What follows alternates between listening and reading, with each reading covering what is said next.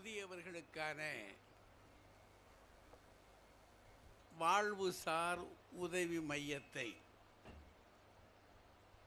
அமைத்திருக்கின்ற திரு மகா கணபதி உள்ளிட்ட நண்பர்களே, அவர்கள் தம் குடும்பத்தார்களே,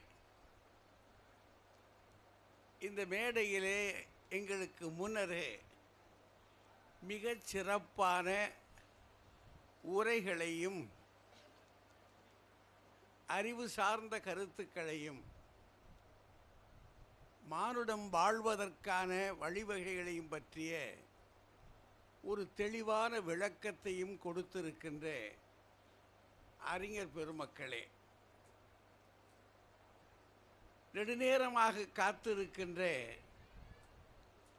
பெரியோர்களே, தாய்மார்களே, இளைஞர்களே, குழந்தைகளே, மேடையில் அமர்ந்திருக்கின்ற பேச்சாளர் பெருமக்களே, பத்திரிகை துறை சார்ந்த அன்பர்களே, நண்பர்களே, உங்கள் அத்தனை பேருக்கும் என்னுடைய பணிவான வணக்கத்தை முதற்கண் கூறிக்கொள்கிறேன். இது முதியவர்கள் எப்படி வாழ்வது என்பது பற்றி ஒரு உதவி தருகிற இல்லம், மையம், அதை எப்படி இங்கே வாழ வேண்டும் என்பதற்கு நம்ம மருத்துவர் அம்மா ரொம்ப அருமையாக தெளிவாக சில செய்திகளை சொன்னாங்க. சுருக்கம், ரத்தின சுருக்கம், அதெல்லாம் சேர்த்து வைத்து கொண்டு முதுமையில் சிலவற்றை விட்டுவிட்டு, மனத்துக்குள் இருக்கின்ற சஞ்சலங்களை முதலில் விட்டுவிட்டு, சஞ்சலத்தை உண்டாக்குகிற கவலைகளை விட்டுவிட்டு, கவலைகளை தருகின்ற பற்று பந்த பாசங்களை விட்டுவிட்டு, இதெல்லாம் விட்டு விட்டு விட்டு விட்டு விட்டு விட்டு இங்கே சேரணும். அது வரணும் அப்படின்னு பழங்காலத்தில் பெரியவங்க வாழ்க்கையவே அதுக்காகவே 4ஆக பிரித்தாங்க. தமிழில் அதுக்கு காமம் சார்ந்த கடைக்கோட் காலை, இப்போ ஏமம் சார்ந்த மக்களோடு துவன்றின்னு போட்டான், கூடியிருந்து அப்படின்னு போட்டான். அப்போ எல்லாத்தையும் சாவியெல்லாம் அவங்க கையில் கொடுத்துட்றது, பொறுப்புகளை அவங்ககிட்ட கொடுத்துட்றது, கொடுத்துட்டு நடத்துங்கய்யா குடும்பத்தை, அப்பாவும் அம்மாவும் எப்படி நடத்தணும், இந்த குடும்பத்தை எப்படி வாழ்ந்தோம் என்பது உங்களுக்கு தெரியும். நீங்கள் எங்கள் பிள்ளைய உங்களுக்கு நாங்கள் சொல்ல வேண்டியதில்லை, உங்களுக்கு எல்லாமே நல்லா சிறப்பாக செய்வீங்க. என் பிள்ளைகள், எங்கள் பிள்ளைகள் ஒரு தப்பும் பண்ண மாட்டேங்க. ஏதாவது தேவைன்னா கேளுங்க, எங்களுக்கு தெரிஞ்சால் சொல்கிறோம், இல்லைன்னா நீங்கள் நடத்துங்க, நாங்கள் உங்களோட ஒத்து வர்றோம் அப்படின்னு அந்த வீட்டிலேயே இருந்து கொண்டு அவர்கள் செய்கிற செயலை மனத்தால் வாழ்த்தி மகிழ்ந்து வாழ்ந்து கொண்டிருக்கிற காலம் அது. இது மாறி வந்த காலம். இப்போ மாறி வரும் யுகம்ட்டாங்க, அது போயிடுச்சு, அந்த யுகம் போயிடுச்சு. அதனால் என்ன செஞ்சாங்கன்னா, புராண ஆசிரியர்களை கேட்டோம்னு சொன்னால், அதெல்லாம் அந்த யுகம்லாம் போயிடுச்சுல, இது கலிகாலம் யான்றாங்க. அவங்க அதுக்கு ஒரு பேர் வச்சுருக்காங்க, இது கலிகாலம், களி முத்தி போச்சு அப்படின்னு மகாபாரத காலத்திலேருந்து சொல்லிக்கிட்டு இருக்காங்க. அதாவது இது மகாபாரத காலத்தில் கண்ணன் அங்கேயே சொல்கிறார், களி பிறந்துருச்சுடா அப்படின்னு சொல்கிறார். தொடர்ந்து இந்த காலம் இருந்துக்கிட்டு இருக்கு. அதில் இப்போது என்ன நடந்துருச்சு அப்படின்றத நல்லா சொன்னாங்க, ரொம்ப தெளிவாக. மேடையில் பேச்சாளர்கள் ஒவ்வொருவரும் ரொம்ப தெளிவாக சொல்லிட்டாங்க. நம்ம ஒரு எல்லைக்கு வந்த பிற்பாடு சரி, நீ அடுத்தது ஒரு பயணம் நமக்கு நல்லா தெரியுது. ஒரு பறக்கிற காலம் வரப்போகுது. அப்போ அதுக்கு என்ன செய்யாது? அதுக்கு நம்ம மனசை பக்குவப்படுத்தணும் இல்லையா, உடம்பையும் பக்குவப்படுத்தணும் இல்லையா, அது செய்யணும். அதுக்கு ஏதாவது தியானம், ஒரு ஏதாவது வாசிப்பு, ஒரு நல்ல நூல்களை வாசிக்கிறது, ஏதாவது செய்யணும். அந்த மாதிரிலாம் இருக்கிறதுக்கு நல்ல நண்பர்களோட பேசுகிறது, நிறைய விஷயங்களை வாங்கிறது. நமக்கு அதை சொன்னாங்க நல்லா, நமக்கு தெரிஞ்சதெல்லாம் கொடுங்க பெறுங்கள் கொடுங்கள் அப்படின்னு. அந்த மாதிரிலாம் இருப்பதற்கான ஒரு இடம் இது. ஒரு அந்த வயது என்ன பெரிய பிரச்சனை, அந்த முதுமையில் நட தளர்ந்துருச்சு. என்ன தேய்ச்சா தலையில் நிற்க மாட்டேங்குது. ஆவியா போகுதா அல்லது நீ பாவிடா உன் கூட இருக்க மாட்டேனான்னு பாதியிலே போயிருந்தா தெரியல. என்ன முடியா எல்லாம் ஒரு மனுஷன் உன் கூட இருந்தானா அப்படின்னு அது நம்மக்கிட்ட இருக்கிறதுக்கு யோசிச்சுக்கிட்டு போயிடுது. அது வீட்டு உங்களை சொல்கிறா, பார்த்துட்டு எனக்கு பரவாயில்ல, நான் நினச்சேன், கட்டும்போதே நினச்சேன், அப்போவே தான் முடி மோசம் உங்களுக்கு, வீட்டில் சொன்னேன் வேண்டாம்னு. அப்புறம் நம்ம கூட சொல்லிக்கிறோம், அப்போவே வேணாம்னு நீ சொல்லியிருந்துருக்கலாம் அப்படின்னா, அவன் நான் விட்டுருந்தேன்னா உன்னை எவா கட்டுவா? அதில் அவங்களுக்கு ஒரு இந்த மாதிரி முடிவு போயிடுது. பார்வையா இல்லை, அது யாரும் பக்கத்தில் வந்தால் அப்படி கண்ணை அப்படி சுருக்கி, அதுக்கு பிறகு யார் கேட்க தோணுது. அவர் பேசுகிறாருன்றது தெரியுது. நம்ம அப்படின்னு 2 தடவை கேட்க வேண்டியிருக்கு. அவர் அதுக்கு மேலே நானு அப்படின்றாரு. நம்ம உடனே அது கேட்குதப்பா,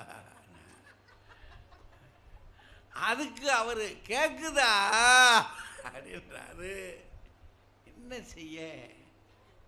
தான் முதுமை.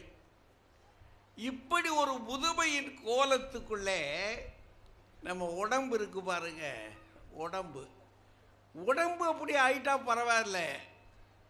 ஏன்னா அது குழந்தையாக இருந்தபோது ஒரு தோற்றம் கொடுத்துச்சு, நான் இளைஞனாக இருந்தபோது ஒரு தோற்றம் இருந்தது, நல்ல வாலிபனாக முறுக்கு இருந்தபோது ஒரு கட்டு இருந்துச்சு. அப்புறம் அப்படி மெல்ல மெல்ல அது என்ன கேட்காம, எனக்கு தெரியாமல், சொல்லாமல் கொள்ளாமல் அதான் விட பெற்றுக்கிடுச்சு என் உடம்புல இருந்த. நானும் அதுக்கு என்னென்னமோனா போட்டு பார்த்தேன், அது தானாக போயிடுச்சு. சரி, இனி அது கூட இருக்க முடியாது அப்படின்னு போயிடுச்சு. அது இளமை அதை பார்த்துட்டு என்ன தாத்தா என்ன எப்படி இருக்கீங்க அப்படின்றது. சில சமயங்களில் அவருக்கு என்னடா தெரியும், ஒன்றும் தெரியாதுடா. ஏன்னா அவருக்கு நமக்கு ஒன்றும் சில விஷயங்கள் தெரியல. ஏன்னா இது யுகம் வேறு, இந்த யுகம் வேறு. அதான் சொன்னார் இல்லையா, இந்த 3 பெட்டி 4 பெட்டின்னு. இந்த மாதிரி இது கணினி யுகம் தான் அதுக்கு பேர். இப்போ வச்சுருக்கிறது இது கணினி யுகம் தானே. அதுக்கு மேலே புதுசாக எதுவும் வந்திருக்கா? இல்லை அப்போ சொல்லுங்கப்பா. ஏன்னா கணினின்னு ஒன்று வந்துருச்சு. ஆமாம், அதோட அந்த அதை மடிக்கணினியாம், லேப்டாப்பு மடிக்கணினி ஒன்று வச்சுருக்கு. அதை மட்டும் மடியில் வச்சிடக்கூடாதுன்னு வேற சொல்கிறாங்க. கேட்க மாட்டேங்கிறாங்க பயலுங்க. வச்சாங்கடா மடியில் வைக்காதீங்கடா, டே மடியில் வைக்காதீங்கடா அப்படின்னு. சரி, இது ஒரு பக்கம் இருக்குது. இப்போ இந்த இளைஞர்கள் இந்த பக்கத்தில் புதியவர்கள், இது இப்படி யுகம் மாறிடுச்சு. மனிதனும் மாறி இருக்கிறா, மனிதன் மாறிவிட்டான் அப்படின்னு கண்ணதாசன் பாடினார் ரொம்ப காலத்துக்கு முன்னாடி. அது மாதிரி ஏதோ ஒரு மாற்றங்கள் ஏற்பட்டு போச்சு. இந்த மாற்றத்தில் மாறி வரும் யுகத்தில் யாருக்கு அதிகமான சிரமங்கள்? பிரச்சனை அதுதான். இந்த பருவத்தை பற்றி இவங்க சொல்கிறாங்க, பிரச்சனைகள் அப்படின்னா முதியவர்களுக்கு தான் அப்படின்னு இவங்க சொல்கிறாங்க. சிரமங்கள் இல்லையே, இல்லை இல்லை, சிரமம் இளைஞர்களுக்கு தான் இல்லை. இவங்க இந்த உதவிசார் மையத்தை, முதியவர்களுக்கான உதவிசார் மையத்தை துவங்குகிற நண்பர்கள் ரொம்ப நல்ல நோக்கத்தோடு தொடங்கியிருக்கிறாங்க. அது வெற்றி பெறுவதற்கு நீங்களும் உங்களுடைய பிரார்த்தனைகளையும் உங்களுடைய எல்லா சமயத்தை சார்ந்தவர்களுடைய வேண்டுதல்களையும் வைத்துக்கொண்டு இதோடு ஒத்துழைக்க வேண்டும் என்று சொல்லி இப்போது நம்ம தம்பி சண்முகம் அவர்கள் இப்போது தொடங்குகிறார்கள். அனைவருக்கும் வணக்கம். கச்சிப்பேடு என்பது காஞ்சிபுரத்திற்கான பழைய பெயர். காஞ்சி என்பதற்கு ஒட்டியானம் என்று ஓர் பொருள் சொல்வார்கள். பூமியினுடைய இடுப்பு பகுதியாக காஞ்சிபுரம் கருதப்படுவதால் காஞ்சியில் இருக்கக்கூடிய காமாட்சி அம்மனின் மூல சன்னிதானத்திலே ஒரு தூண் தொப்புள் கொடியோடு இருக்கும். சாதாரணமாக தாய் தன்னுடைய குழந்தையை இடுப்பிலே ஏற்றி வைத்துக் கொள்வாள். இவள் பூமி தாயாக இருப்பதால் இடுப்பிலே முதிய குழந்தைகளை ஏற்றி வைத்துக் கொள்ளக்கூடிய இடமாக இந்த நந்தவனம் அமைந்திருக்கிறது. பல தலைமுறைகளை பார்த்து கொண்டு வருகிற மதிப்பிற்குரிய நடுவர் ஐயா அவர்களே, உதடுகள் இரண்டு பிரிகின்ற பொழுதுதான் மொழி பிறக்கும், சிறகுகள் இரண்டு பிரிகின்ற பொழுதுதான் பறவை இலக்கை அடையும். அப்படி ஓர் உண்மையை தெரிவிப்பதற்காக இரண்டு அணிகளாக பிரிந்து பேச வந்திருக்கக்கூடிய சக பேச்சாளர்களே, இங்கு வருகை புரிந்திருக்கக்கூடிய அன்பிற்குரியவர்களே, உங்கள் அத்துணை பேருக்கும் என்னுடைய அன்பான முதல் வணக்கம். இன்றைக்கு மாறி வரும் சமூக சூழலால் பெரிதும் பாதிக்கப்படுகின்றவர்கள் இளைஞர்களே என்ற தலைப்பிலே பேசுவதற்கு ஒரு முக்கியமான காரணம் இருக்கிறது. இன்றைக்கு பெண்கள் மாறி வந்து விட்டார்கள், ஆண்கள் மாறாமல் இருக்கிறார்கள்.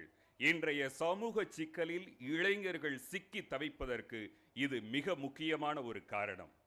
கடந்த 30 ஆண்டுகளாக பெண்களினுடைய வாழ்க்கை முறை வளர்ச்சி அடைந்து கொண்டே வருகிறது. முன்பை போல அவர்கள் படிக்காமல் இல்லை, சொல்லப்போனால் மிக நன்றாக படித்து வருகிறார்கள். ஆக எதிர்காலத்தில் உயர் பதவிகளில் அவர்கள் அமரப்போவது நிதர்சனமான உண்மை. இன்றைக்கு எல்லா பணிகளிலும் அவர்கள் இருக்கிறார்கள். 30 ஆண்டுகளில் பெண்களின் வளர்ச்சி குறிப்பிடத்தக்க அளவிலே இருக்கிறது.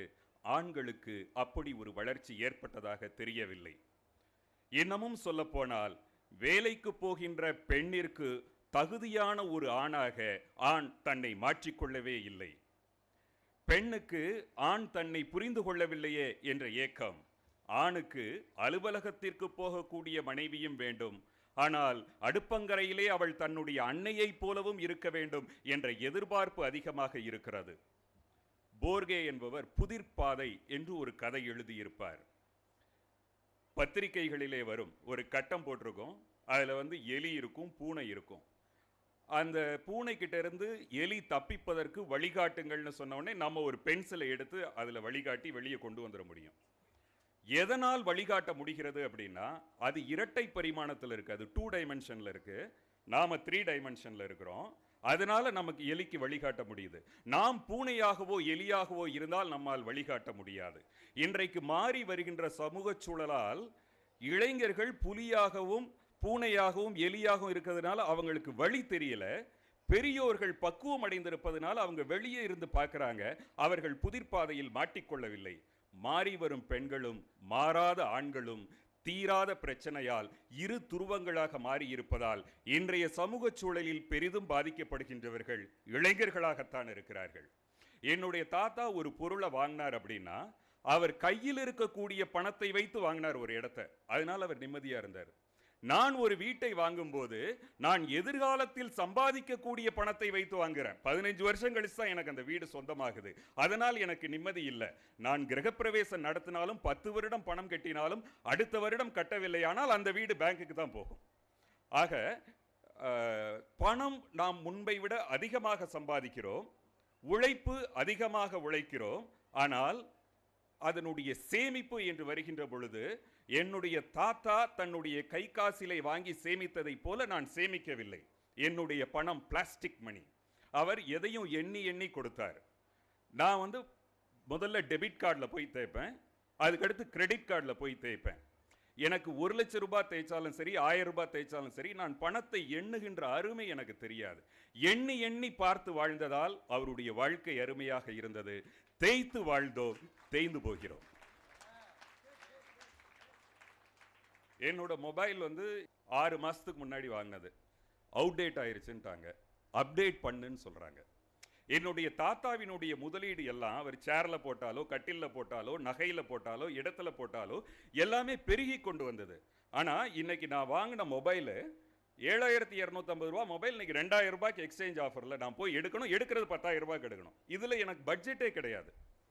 அதே மாதிரி நடுவரையா சொன்னாங்க லேப்டாப் நான் 65,000 ரூபாய்க்கு வாங்கினது 5,000 ரூபாய்க்கு தான் போகுது. நான் புதுசு ஒன்று வாங்கணும், அப்டேட் பண்ணணும். டிவி, பழைய டிவியே முடிஞ்சு போச்சு. இப்போ வந்திருக்கக்கூடிய அத்தனை டெக்னாலஜியும் மாறி போச்சு. ஆக நான் முதலீடு பண்ணக்கூடியது எல்லாமே அதனுடைய மதிப்பில் இருந்து இழந்து கொண்டே போகுது. முதியவர்களுக்கு இந்த பிரச்சனை இல்லை. அவங்க ஒரே ஒரு ஃபோன் வாங்குவாங்க, அதில் மெசேஜ் கூட பண்ணிக்க மாட்டாங்க, பேசுவாங்க, பேசுனா கேட்பாங்க. ஆனால் இளைஞன் இந்த டெக்னாலஜியுடைய சுழல்ல மாட்டிக்கிட்டதுனால அவனுடைய வருமானம் என்பது மதிப்பு ஏறல, மதிப்பு இறங்கி கொண்டே போகிறது.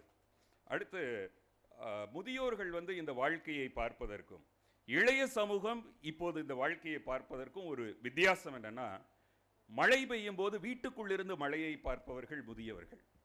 அந்த மழையினால வந்த டிராபிக் ஜாம்ல மாட்டிட்டு திணறிக்கிட்டு இருக்கக்கூடிய சமூகம் இளைய சமூகம். என்னன்னா கமிட்மெண்ட். என்னுடைய தகப்பனுக்கோ என்னுடைய பாட்டனுக்கோ இவ்வளவு பெரிய கமிட்மெண்ட் இல்லை. அவங்க வீட்டுக்கு ஒரு லோன் கட்டுவாங்க, ஒரு இடம் வாங்கி முதல் 5 தேதி இல்லை 10 தேதிக்குள்ள அவங்களோட கமிட்மெண்ட் முடிஞ்சு போயிடும்.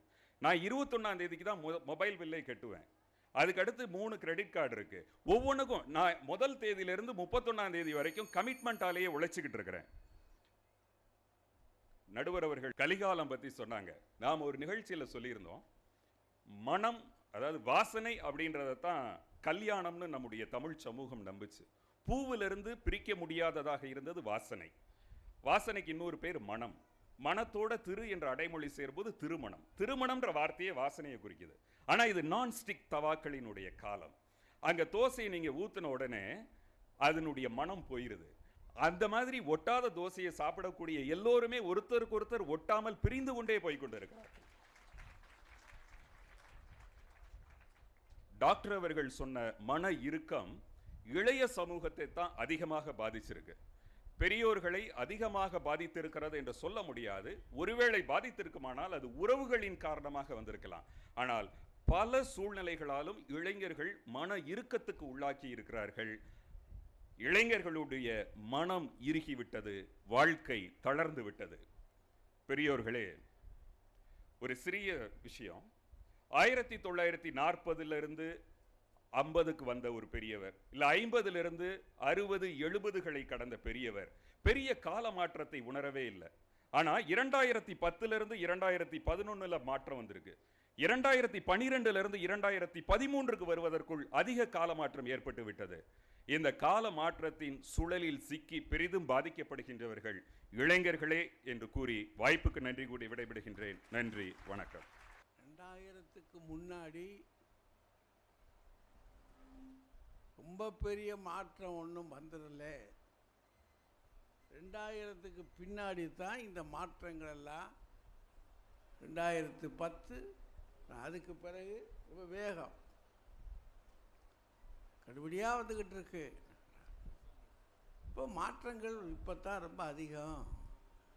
இளைஞர்கள் அதுக்குள்ளே சிக்கிக்கிட்டு நாங்கள் ரொம்ப சிரமப்படுறோம் அப்படின்னு அவர் படுற அவஸ்தையை வேற யாருக்கும் சொல்லலை. தன்னுடைய அவஸ்தையை தானே படம் பிடிச்சு தெளிவாக காட்டிட்டார்.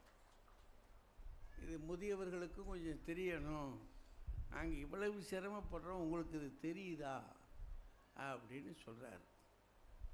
இப்போ என்ன சொல்ல போகிறார் இதுக்கு? வாங்க. முதல் நாளிலேயே நந்தவனத்தை செழிப்போடு வளர்த்து வைத்திருக்கிற சான்றாண்மைக்குரிய மகாகணபதி உள்ளிட்ட பெரியோர்களே, மேடையில் அமர்ந்திருக்கிற நடுவர் உள்ளிட்ட பேச்சாளர்களே, பெருந்திரளாக கூடியிருக்கிற பெருமக்களே, உங்கள் அனைவருக்கும் என்னுடைய பணிவான வணக்கங்களை முதலில் தெரிவித்துக் கொள்கிறேன். நம் நடுவர் அவர்களே, தொலைவில் இருந்து பார்க்கிற பொழுது இந்த வளாகமே ஒரு கோட்டை மாதிரி எங்களுக்கு காட்சியளித்தது. ஆமாம், அதற்கு ஒரு காரணம் இருக்கிறது. இளமையில் கட்டிய மனக்கோட்டைகள் எல்லாம் முடிந்து போகவில்லை. இன்னும் பாதுகாப்பாக உங்கள் வாழ்க்கையை நாங்கள் கோட்டை போல் பத்திரமாக பாதுகாக்கிறோம் என்கிற நம்பிக்கையை முதிய தலைமுறைக்கு இவர்கள் தந்திருக்கிறார்கள். ஆனால் நடுவர் அவர்களே, அந்த பக்கம் இருக்கிற 3 பேரையும் நீங்கள் அழகன்கள், உண்மைதானே, இந்த பக்கம் பழங்கள் என்றீர்கள். அது சுவைக்கும் இல்லையா? இல்ல, நான் அதை தவறாவே சொல்லல நடுவர் அவர்களே, நீங்க சொன்னா தப்பா இருக்குமா? நானே ஒரு பழம். உண்மைதான், நீங்கள் தமிழ் பழம் நடுவர் அவர்களே. பழமும் கிழமும் கலந்தவன். அதில் சிறப்பு, இந்த பக்கம் 2 பெண்கள் இருக்கிறார்கள். முதியவர்களை அருமையாக போற்றி பாதுகாப்பதற்கு வீட்டில் பெண்களுக்குத்தான் அதிகம் தெரியும் என்பதை இங்கிருக்கிற பெண்கள் ஒத்துக்கொண்டு கரவொலி மூலமாக அதை காட்ட வேண்டும் என்று கேட்டுக்கொள்கிறேன். அதை மாமியார் கிட்ட தான் கேட்கணும். நான் இங்கு இருக்கிற பெண்களை பற்றி சொல்லுகிறேன். அது வாஸ்தவம். எனக்கு முன்னால் பேசிய சண்முகம் அவர்கள் அருமையாக சொன்னார்கள், நாங்கள் இளைஞர்கள் பிளாஸ்டிக் கார்டை தேய்த்து வாழ்கிறோம் என்று. ஆனால் முதியவர்கள் தேய்த்து வாழ்கிறவர்கள் இல்லை, வாழ்ந்து தேய்ந்து போனவர்கள் நடுவர் அவர்களே. வீட்டுக்குள் இருந்து மழையை பார்க்கிறீர்கள். எங்கள் நிலைமை முதியவர்களுடையது அப்படி ஆகிவிட்டது. மழையானாலும் வெயிலானாலும் குளிரானாலும் பனியானாலும் வெளியில் செல்ல முடியவில்லை, உள்ளேயே இருந்து குமைய வேண்டி இருக்கிறது. பாதிக்கப்படுவது என்பது ஒரு பக்கம் இருக்கட்டும் நடுவர் அவர்களே, முதுமை வருவது என்பதே ஒரு பாதிப்பு அல்லவா? முதியவனாக ஒருவர் ஆகிறார் என்பதே ஒரு பாதிப்பு. கவிக்கோ அப்துல் ரஹ்மான் தான் சொன்னார், முதுமை பருவம் என்ன தெரியுங்களா? ஞாபகங்களின் குப்பை கூடைனா. குப்பை கூடையில வேண்டாதெல்லாம் போட்டு வச்சிருப்போம், வேண்டியதையா போட்டு வச்சிருப்போம். அதே மாதிரி தான் முதுமையில கூட இந்த மனசுல வேண்டாதெல்லாம் இருக்கும். 45 வருஷத்துக்கு முன்னால பாடம் நடத்தின தமிழ் வாத்தியார் மூஞ்சி ஞாபகம் இருக்கும், அதை அவர் பையனே மறந்துருப்பான். ஆனா நேத்தி காலையில மாத்திரை சாப்பிட்டீங்களான்னு கேட்டா சாப்பிட்டனா இல்லையான்னு சரியா ஞாபகம் இல்லையேம்பா. ஞாபகங்களின் குப்பை கூடை, வியாதிகளின் மேய்ச்சல் நிலம். கண்ணு டெஸ்ட் பண்ணான்னு டாக்டர்கிட்ட போனா படியேறி போறப்பதான் முட்டி வலி இருக்குன்றதும் தெரியும். அந்த டாக்டர் அதோ அந்த போர்டில் இருக்கிறத படிச்சு காட்டுங்கன்னா முதல்ல போர்டு எங்க இருக்கு காட்டுங்கம்பாங்க. வியாதிகளின் மேய்ச்சல் விடவும் முடியல. கணம் நடுவர் அவர்களே, இளைஞர்களாக இருப்பது என்பது பாதிப்புக்கு உரிய ஒன்று அல்ல, அது சம்பாதிப்புக்கு உரிய ஒன்று. இளைஞனாக இருப்பது என்பது சந்தோஷம், அது வாய்ப்பு. ஆனால் முதியவனாக இருப்பது என்பது வாய்ப்பு அல்ல, அது சங்கடம். சங்கடங்களின் சங்கமம் ஆகிற பருவம் தான் முதுமை பருவம். இப்பொழுது சொல்லுங்கள், யாருக்கு அதிக பாதிப்பு? இங்க இளைஞர்களுக்கு பாதிப்பு வருதுன்றதை விட இளைஞர்களால் வருகிற பாதிப்பு தான் சூழ்நிலையில் அதிகம். சென்னை வீதிகளில் பைக்கில் ஏறிட்டா இவனுக்கு தரையில் ஒரு பிளேனில் போகிறதா ஞாபகம்.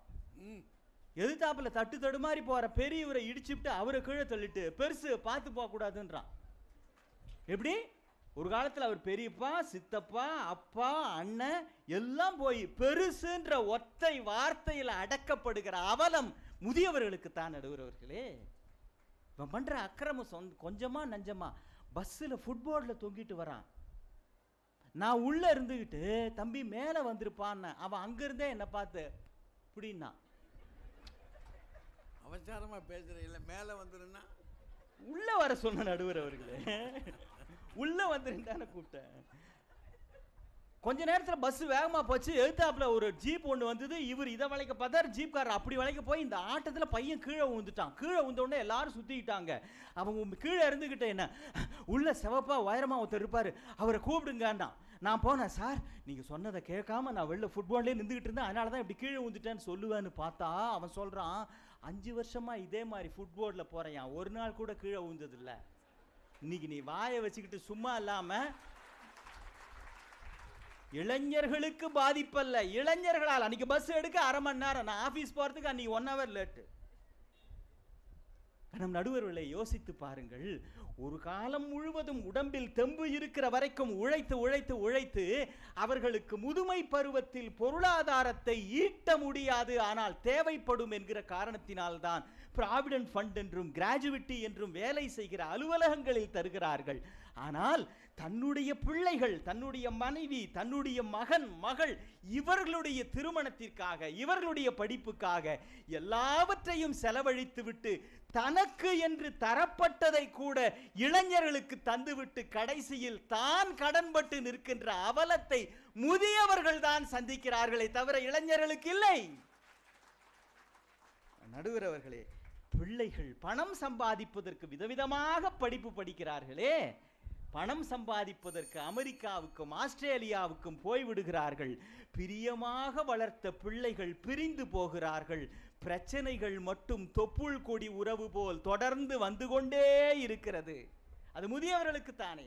சமூகத்தினுடைய பார்வையே பெரியவர்களை பத்தி எப்படி ஆயிடுச்சு நடுவர்களே? ரிட்டையர்டு கேஸ்ன்றான்.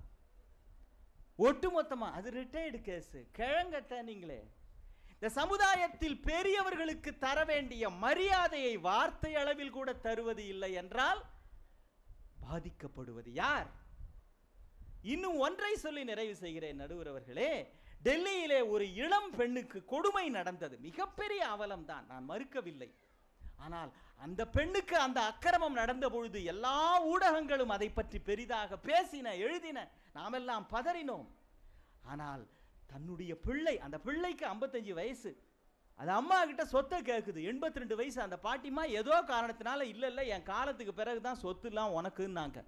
இந்த பிள்ளை ஆத்திரத்தில் 82 வயது மூதாட்டியை கொலை செய்து விட்டான். ஒரு மூதாட்டிக்கு ஏற்பட்ட அந்த வன்கொடுமையை எவ்வளவு இதழ்கள், எவ்வளவு தொலைக்காட்சிகள், எவ்வளவு ஊடகங்கள் அதை பற்றி பெரிதாக பேசின. முதியவர்களுக்கு ஒரு அக்கிரமம் நடந்தால் அதை பெரிதாக பேசுவதற்கு கூட இன்றைய மாறிப்போன சமுதாயம் பொருட்படுத்துவதில்லை. ஒன்றை சொல்லி நிறைவு செய்கிறேன் நடுவர் அவர்களே. இளமையில் மாற்றம் வரும், ஏற்றம் வரும், ஊற்றம் இருக்கும். முதுமையில் ஒரே ஒரு மாற்றம், அது ஒன்று தடுமாற்றம் அல்லது ஏமாற்றம். இதிலிருந்தே எது பெரிய பாதிப்பு என்று தீர்மானித்துக் கொள்ளுங்கள். நன்றி, வணக்கம். இந்த பக்கம் பார்த்தாலும் உண்மையாகத்தான் தெரியுது. ஆனால் 2 கட்சியும் கேட்கணும் போல இருக்கு. நம்ம ஊருக்குள்ளே எப்போதுமே நம்ம ஒரு கட்சியை கேட்டே தான் கெட்டு போயிட்டோம். எதுவாக இருந்தாலும் இந்த பக்கமும் விசாரிக்கணும், 2 பக்கமும் விசாரிக்கணும்.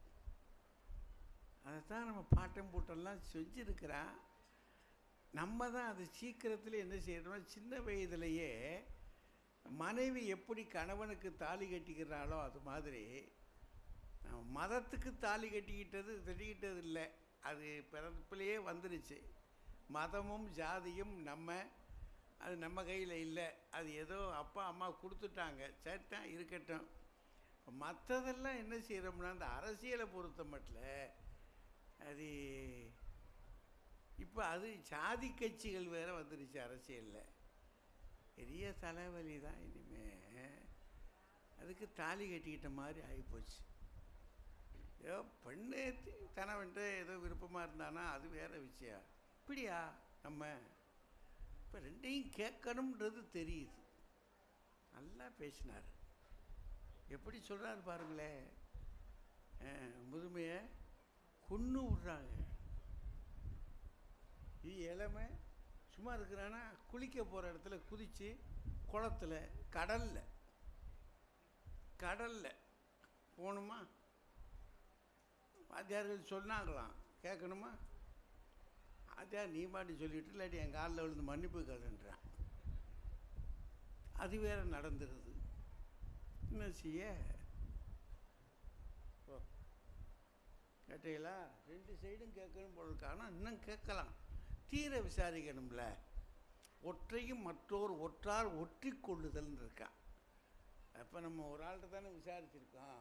வாங்க சேஷாத்திரி, வாங்க.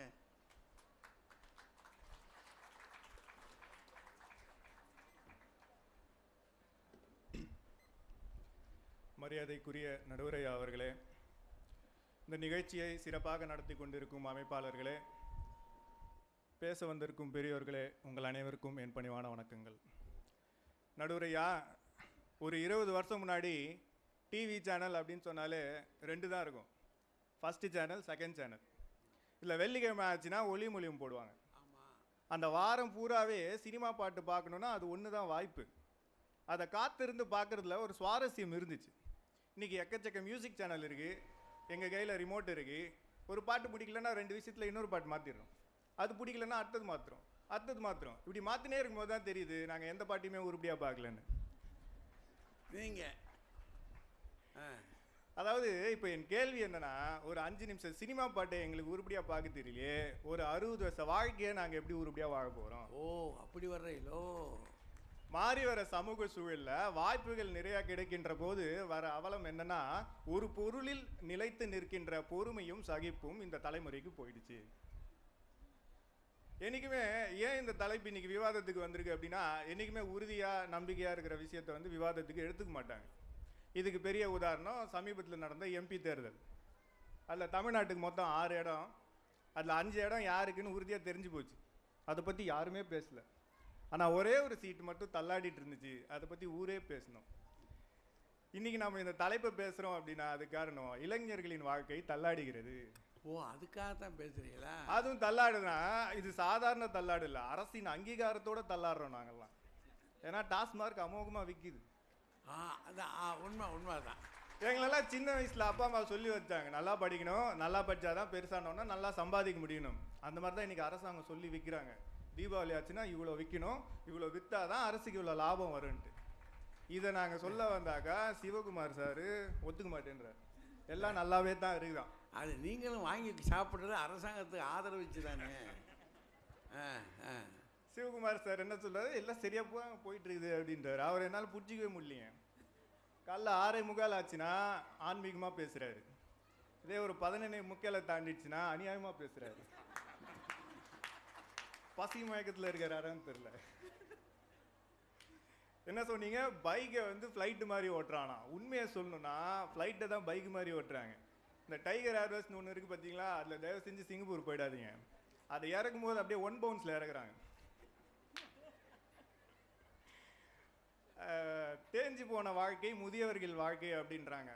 முதியவர்களின் வாழ்க்கை வந்து 60 வயசில் தேஞ்சு போகுதுங்க. இன்னைக்கு இளைஞனோட வாழ்க்கை 30 வயசில் தேஞ்சு போகுது. 60 வயசில் உங்களுக்கெல்லாம் இருந்த கோளாறு எங்களுக்கு 30 வயசில் வருது. நாங்கள் வேலை செய்கிற அலுவலகத்தில் ஒரு 20,000 பேர் இருக்காங்கன்னு வச்சுக்கோங்களேன் இந்தியாவில் மட்டும். வாரம் அந்த ஹெச்ஆர்லேருந்து செய்திகள் வரும், என்னென்ன நடந்துச்சு இந்த வாரன்ட்டு.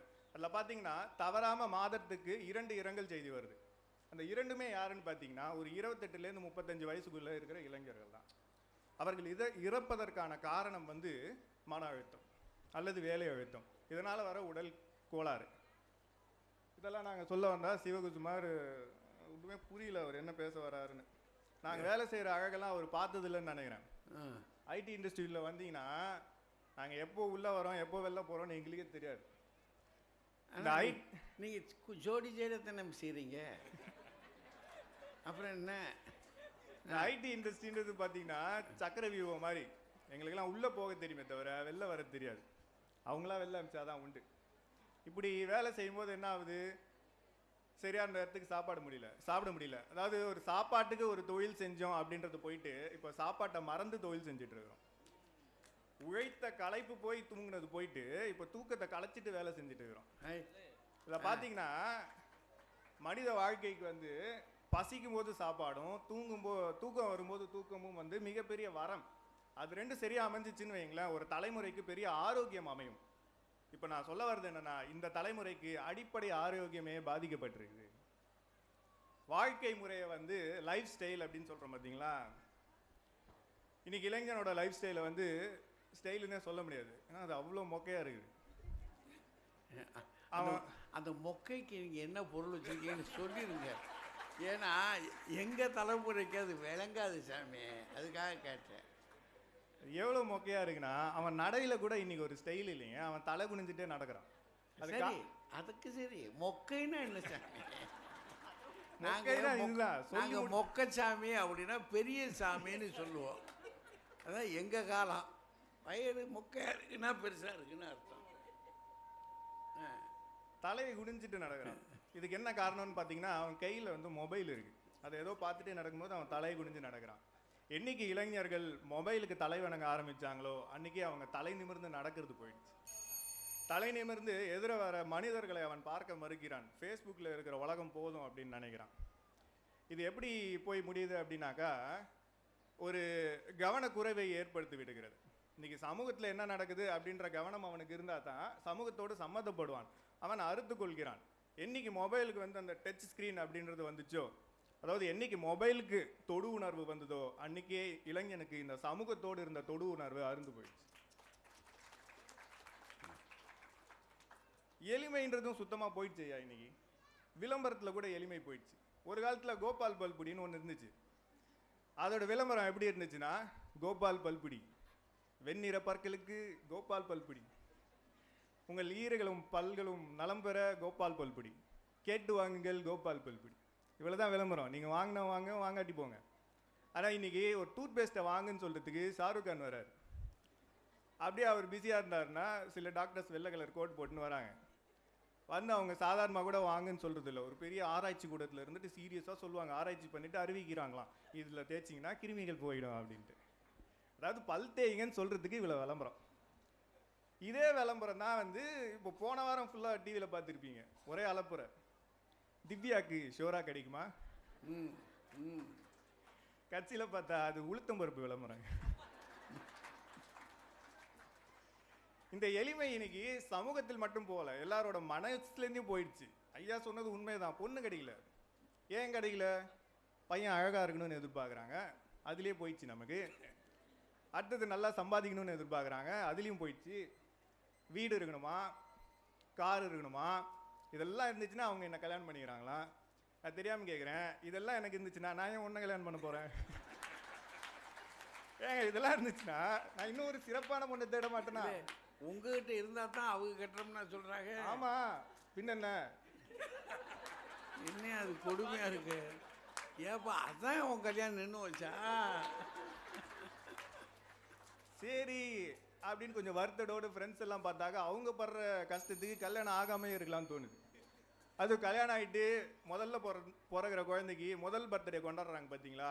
எனக்கு தெரிஞ்ச தலைவர்களுக்கு கூட அவ்வளோ சிறப்பாக யாரும் கொண்டாடுறதில்ல. என் ஃப்ரெண்டோட முதல் குழந்தையின் முதல் பிறந்தநாள் ஒரு பெரிய ஹோட்டலில் புக் பண்ணியிருந்தார்.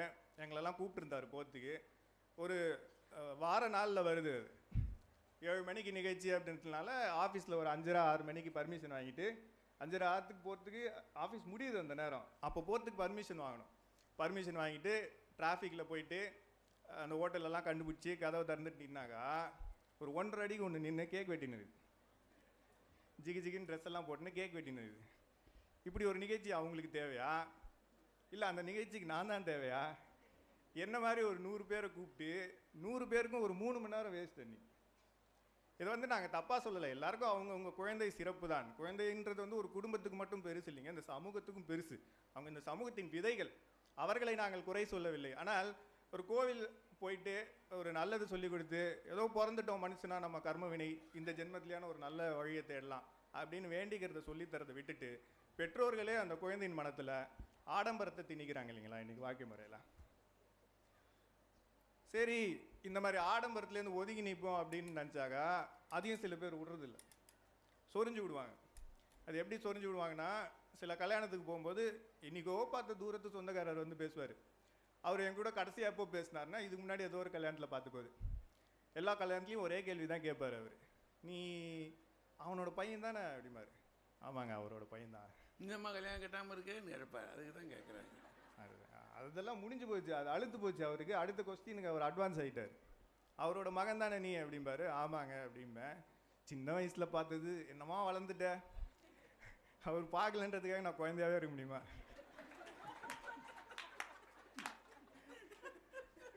சாஃப்ட்வேர்லையா வேலை செய்கிறேன் அப்படிம்பாங்க. ஆமாங்க சாஃப்ட்வேரில் தான் வேலை செய்கிறேன்.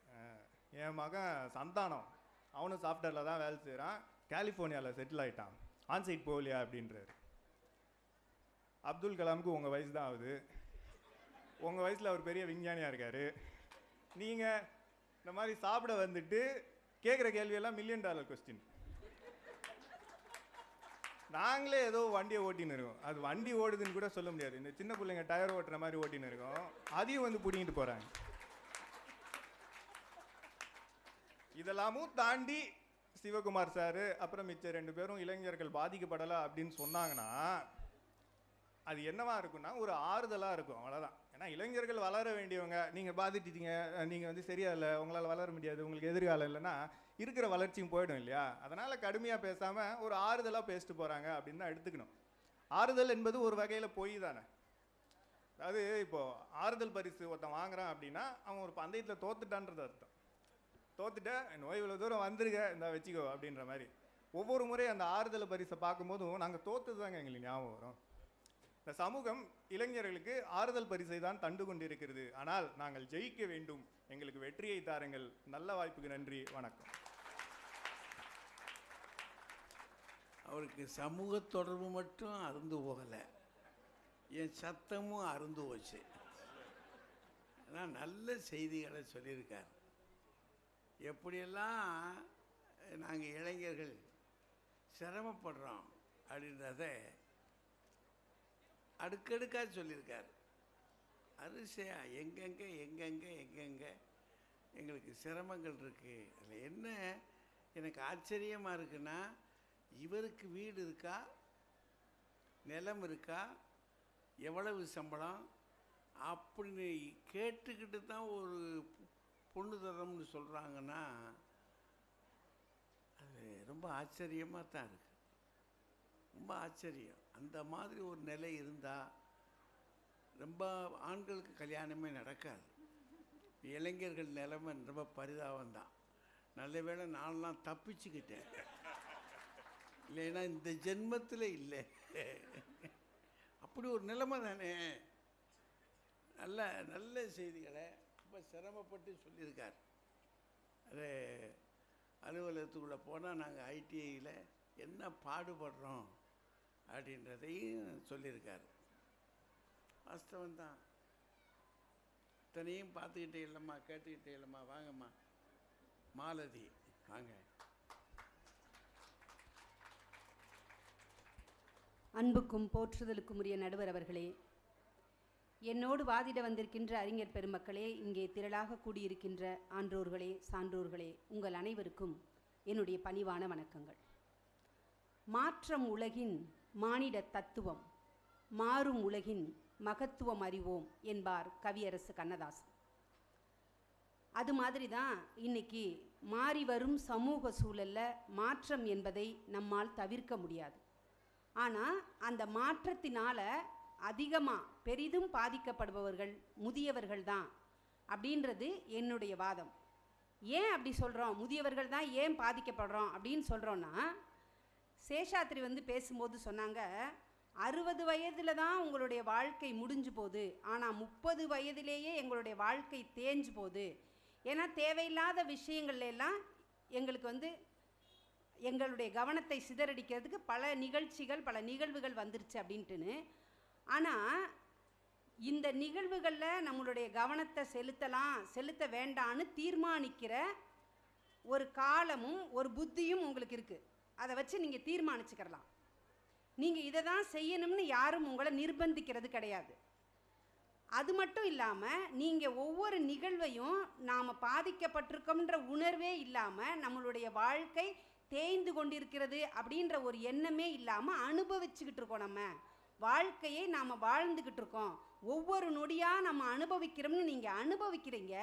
அந்த அனுபவிக்கிறதுனால அந்த ஒரு வினையை செஞ்சு அதனால் ஒரு விளைவை நீங்கள் சந்திக்க வேண்டியது வருது. ஆனால் முதியவர்கள் எதையுமே அனுபவிக்காமல் எதையுமே செய்யாமல் நீங்கள் செய்கிற ஒவ்வொரு செயல்களாலையும் பாதிக்கப்பட்டுக்கிட்டு வராங்களே, அது பாதிப்பா இல்லை அனுபவிச்சுக்கிட்டு இருக்க நீங்கள் அடையிறது பாதிப்பான்னு சொல்லணும். இன்னொன்று, உங்களுடைய பாதிப்புகளுக்கெல்லாம் நீங்கள் மனம் மாறினா, என்னுடைய வாழ்க்கையை நான் இப்படி தான் நடத்தணும், நான் போகிற வழி தப்புன்னு சொல்லி நீங்கள் மாற்றினா அதுக்கு தீர்வு இருக்குது. ஆனால் தீர்வே இல்லாமல் பாதிப்புக்கு உள்ளாகிறது யார் அப்படின்னு பார்த்தீங்கன்னா முதியவர்கள் தான். முதியவர்கள் தான் எந்த செயலையும் செய்யாமலே நீங்கள் செஞ்ச செயல்களுக்காகவே பாதிக்கப்பட்டுட்டு வர்றாங்க. ஏன்னா இன்னைக்கு இளைஞர்களுடைய மனோபாவம் எப்படி இருக்குன்னா, எப்படியும் வாழலாம், எதுவும் தப்பில்லை, வாழ்க்கைனா அது வாழ்கிறதுக்கு தான், அதில் என்னுடைய சுகம் மட்டுமே முக்கியங்கிற ஒரு சுயநல மனோபாவத்தில் வளர்ந்துக்கிட்டு வர்றாங்க. அதனுடைய விளைவு என்னன்னா, பெற்றவர்களும் பெரியவர்களும் சுமக்க வேண்டாத சுமைகளாக தூக்கி எறியப்படுறது தான். அதில் பார்த்தீங்கன்னா அந்த பிள்ளைய எத்தனை கனவுகளோடு நம்மளுடைய சக்திக்கும் தகுதிக்கும் மீறி வசதியையும் வாய்ப்பையும் கொடுத்து அந்த பிள்ளையை உருவாக்கியிருப்பாங்க. நம்ம இந்த பெற்றோர்கள் உருவாக்குனாங்க, ஆளாக்குனாங்க, வளர்த்தாங்க, வாழ தகுதி உடையவர்களாக செஞ்சாங்க.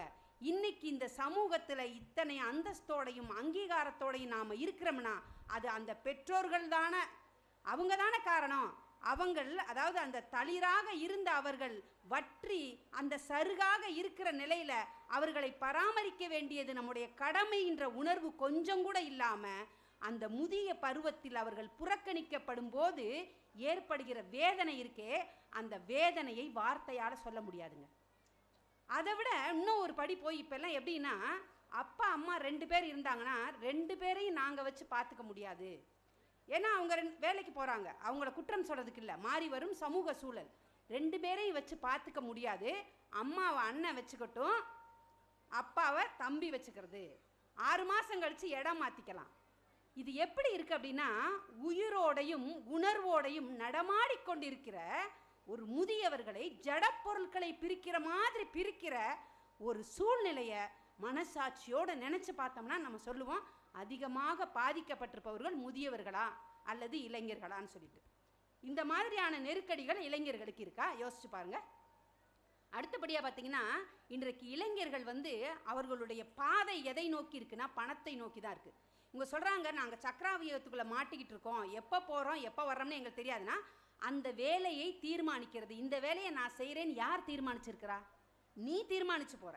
இந்த மாதிரி வேலை எனக்கு வேணாம், இது மாதிரி வேலைக்கு நீ போகலான்னு சொன்னால் வாய்ப்புகள் கொட்டி கிடக்குது, நீ போகலாம். ஆனால் இது மாதிரி வேணும்னு தீர்மானிக்கிறது யார்?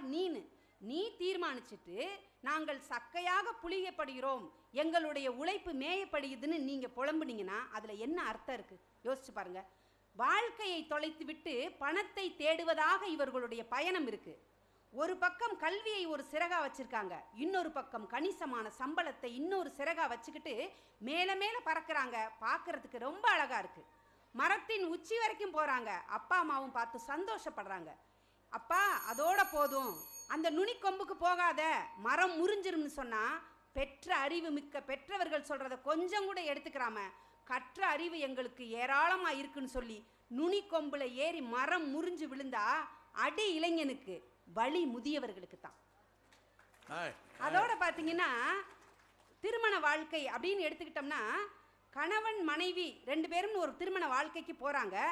எப்பா விட்டு கொடுத்தும் சரியான புரிதலோடையும் வாழ்கிறதாம்ப்பா வாழ்க்கை அப்படின்னு சொன்னால், நான் ஏன் விட்டு கொடுக்கணும்? நான் எந்த விதத்தில் குறைஞ்சிட்டேன்? எனக்குன்னு ஒரு ஐடென்டிட்டி இல்லையா? எனக்குன்னு ஒரு அடையாளம் இல்லையா? நான் ஏன் விட்டு கொடுக்கணும்? நீயா நானானு வாழ்கிறது தான் வாழ்க்கைன்னு சொல்கிறாங்க. நீயும் நானும் வாழ்ந்து பார்த்தாதான்ப்பா வாழ்க்கை இனுக்கும்னு சொன்னால் அதை புரிஞ்சுக்கிறதுக்கு இல்லை. நான் ஏன் தோற்று போகணும்னு அந்த வாழ்க்கையை ஒரு ரேஸ் மாதிரி நினைக்கிறாங்க. எந்த குடும்பத்தில் கணவன் மனைவி இடத்திலும் மனைவி கணவனிடத்திலும் தோற்று போக தயாராக இருக்கிறார்களோ அங்கே குடும்பம் ஜெயிக்கிறதுன்ற சூட்சுமத்தை பெற்ற அறிவு உள்ள பெற்றவர்கள் கற்றுக் கொடுத்தால் அதை கற்றுக்கிறதுக்கு மறுக்கிறாங்க. அதனுடைய விளைவு என்ன ஆகுதுன்னா, திருமண வாழ்க்கையில் முறிவு, மன முறிவு. அவர்களுக்கு மனங்கள் முறிந்த நிலையில் இந்த பெற்றோர்கள். யோசிச்சு பாருங்க யாருக்கு ரொம்ப வலிக்குன்னு. இன்னொன்று என்னன்னா, வாழ்க்கைன்னா அவர் சொல்றாரு, ஆறுதல் பரிசு கொடுக்குறாங்க, எங்களுக்கு அந்த தோல்விதான் ஞாபகம் வருதுன்னு. வெற்றி உங்களை உலகுக்கு அடையாளம் காட்டுகிறது, மறுக்கல. ஆனா தோல்விதான் நம்மையே நமக்கு அடையாளம் காட்டுதுங்கிறத நம்ம புரிஞ்சுக்கணும். ஏன்னா அந்த தோல்வியிலிருந்து தான் நாம் எந்த இடத்துல இருக்கோம், எந்த இடத்த நம்ம போய் நெருங்கணும், அதற்கான தகுதிகள் எதை எதை நாம் வளர்த்துக்கணும், எதை எதை ஒதுக்கணும், எதை எதை செதுக்கணும்னு எது சொல்லி கொடுக்குதுன்னா தோல்வி தான். ஆனால் அந்த தோல்வியை சந்திக்கிறதுக்கே நான் தயாராக இல்லை, எந்த வழியிலையாவது நான் வெற்றியை தான் அடையணும்னு சொல்கிறாங்க. வாழ்க்கைனா என்னங்க? சின்ன சின்ன ஏமாற்றங்கள், லேசான காயங்கள், சிறிய தோல்வி, இது இல்லாமல் வாழ்க்கை இருக்குமா? வாழ்க்கைனா நான் நினைச்சபடி தொடங்கி நான் விரும்பியபடி நடந்து நான் எண்ணியபடி முடியுமா? அசைவுகளும் இசைவுகளும் இணைந்தது தானே வாழ்க்கை. அதில் தாண்ட முடியாத பள்ளம், தாங்க முடியாத சோகம்னு ஏதாவது இருக்குதா? போன வாரத்தில் பாருங்க, ஒரு சாஃப்ட்வேர் இன்ஜினியர், அவரை பெற்று வளர்த்து ஆளாக்க அந்த அம்மா அப்பா எவ்வளவு கனவு கண்டிருப்பாங்க, எத்தனை கஷ்டப்பட்டு வளர்த்துருப்பாங்க. காதலியினுடைய மெசேஜ் வந்துச்சான், 3வது மாடியிலிருந்து விழுந்து செத்து போயிட்டார். ஒரு நிமிஷத்தில் அவர் உயிர் போயிருச்சு. ஆனால் ஒவ்வொரு நாளும் இனி எவ்வளவு காலம் அவங்க இருக்க போறாங்களோ அந்த ஒவ்வொரு நிமிஷமும் அந்த பிள்ளைய நினைச்சு நினைச்சு தினம் தினம் சாவாங்களே, அந்த பாதிப்பை விட உங்களுக்கு இருக்கிற பாதிப்பு அதிகமா? இந்த பாதிப்புகள் எல்லாத்தையும் ஒட்டுமொத்தமாக நீங்கள் சொல்லலாம். இதில் வாழ்க்கையை முறித்து கொள்வதாக இருக்கட்டும், அல்லது திருமண வாழ்க்கையாக இருக்கட்டும், தூண்டிலுக்கும் தூண்டுகோலுக்கும் வித்தியாசம் தெரியாத விட்டில் பூச்சி வாழ்க்கையாக இருக்கட்டும், இதிலெல்லாம் நாங்கள் இளைஞர்கள் தானே பாதிக்கப்படலாம் சொல்லலாம். ஆனால் ஈட்டியை எரிபவன் கையில் வடு இருக்காது, நெஞ்சில் வாங்குகிறவன் அந்த நெஞ்சில தான் வடு இருக்கும். அது மாதிரி எரிபவர்கள் இளைஞர்களாக இருக்கிறார்கள், நெஞ்சில் வடுக்களை வாங்கிக் கொள்பவர்கள் முதியவர்களாக இருக்கிறார்கள். நீங்க உங்க வாழ்க்கையை மாற்றி அமைச்சுக்கிறதுனா உங்களுக்கு வாய்ப்பும் வசதியும் காலமும் இருக்கு.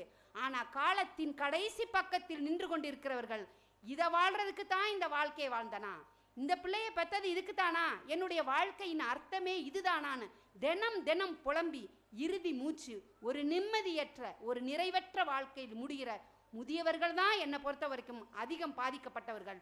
நீங்க போட்டோ எடுத்து பார்த்தீங்கன்னா அதில் இளைஞர்கள் தான் ரொம்ப பாதிக்கப்பட்டிருக்க மாதிரி தெரியும். ஆனால் ஸ்கேன் பண்ணி பார்த்தா தான் புரியும், அந்த இளைஞர்களின் பாதிப்பினால் அதிகம் பாதிக்கப்படுபவர்கள் முதியவர்கள்னு சொல்லி.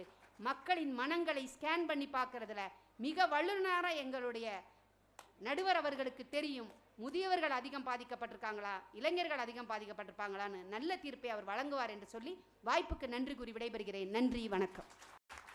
நல்லா பேசுனாங்க.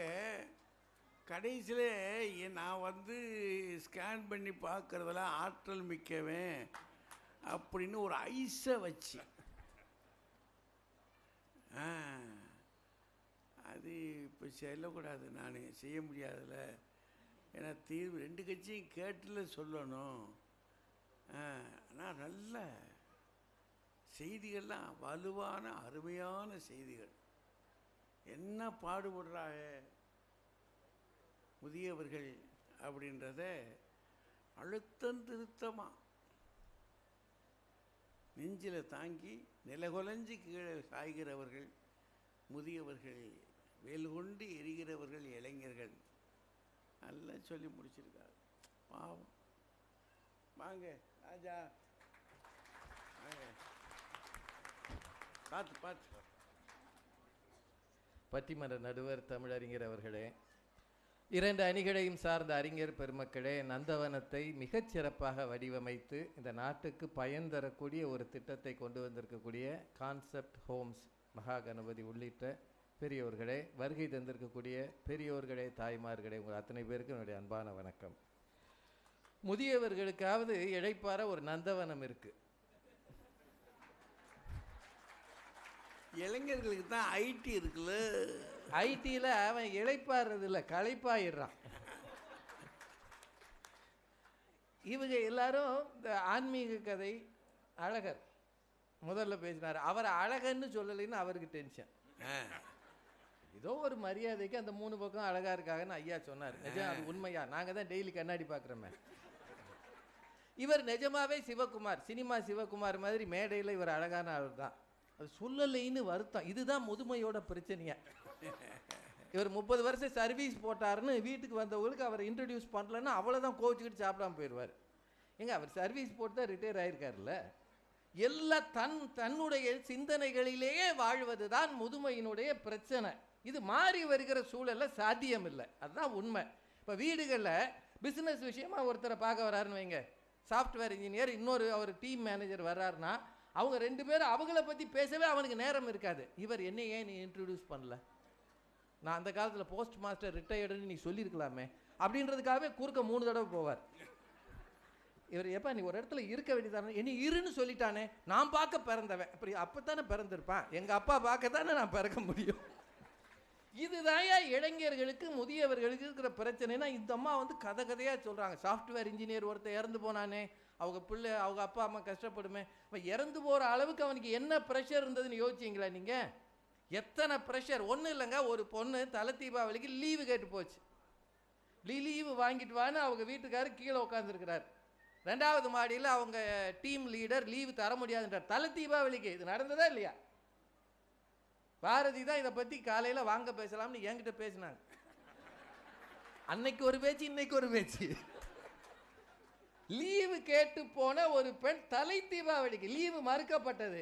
கீழே போனால் அவள் வீட்டுக்காரர் திட்டுவார், மேலே அவர் திட்டுறார், அவள் மேலே இருந்து குதிச்சிட்டா. இந்த மாதிரி நெருக்கடி முந்தைய தலைமுறைக்கு இருந்ததா? ஒரு வாரம் கழிச்சு தான் லீவ் லெட்டரை கொடுக்கலாமான்னு யோசிப்பார். எங்கள் ஆஃபீஸில் ஒருத்தர் இருந்தார், நாதன் ஒரு டெப்டி மேனேஜரு, அவருக்கு கீழே ஒரு கிளர்க்கு இருந்தார். அவர் சொல்லுவார், நாதன் கேட்பார், ஐயா லீவ் கொடுக்கலையான்னு. எழுதி வைங்க சார், நான் வந்து கையெழுத்து போடுறேன்வார். அவர் மேனேஜரு, இவர் கிளர்க்கு, அவர் எழுதி வைப்போமா, இவர் கையெழுத்து போடணுமா? இந்த மாதிரி ஒரு சூழல் இனிமேல் உண்டா? இப்போ இன்னைக்கு இருக்கிற சாஃப்ட்வேருக்கு அவன் கவர்மெண்ட்டில் இருக்கிற மந்திரி மாதிரியே இருக்கான். எப்போ பதவி பறிபோம்னு அவனுக்கே தெரியாது. காலையில் போனானா பிங்க் ஸ்லிப் வந்து வச்சிருது, அடுத்த மாதத்திலிருந்து நீ வேலைக்கு வேண்டாம். சர்வீஸில் சேர்ந்து சர்வீஸை முடித்தவர்கள் பழைய தலைமுறை. ஆனால் இவன் சர்வீஸ் எவ்வளோ காலம்னு கடவுளுக்கே தெரியாது. அதுதான் இன்றைய தலைமுறை. யாருக்கு ப்ரெஷர் அதிகம்? மாறி வருகிற சூழல் இதுதான். ஜாப் செக்யூரிட்டி இல்லாமல் போனது.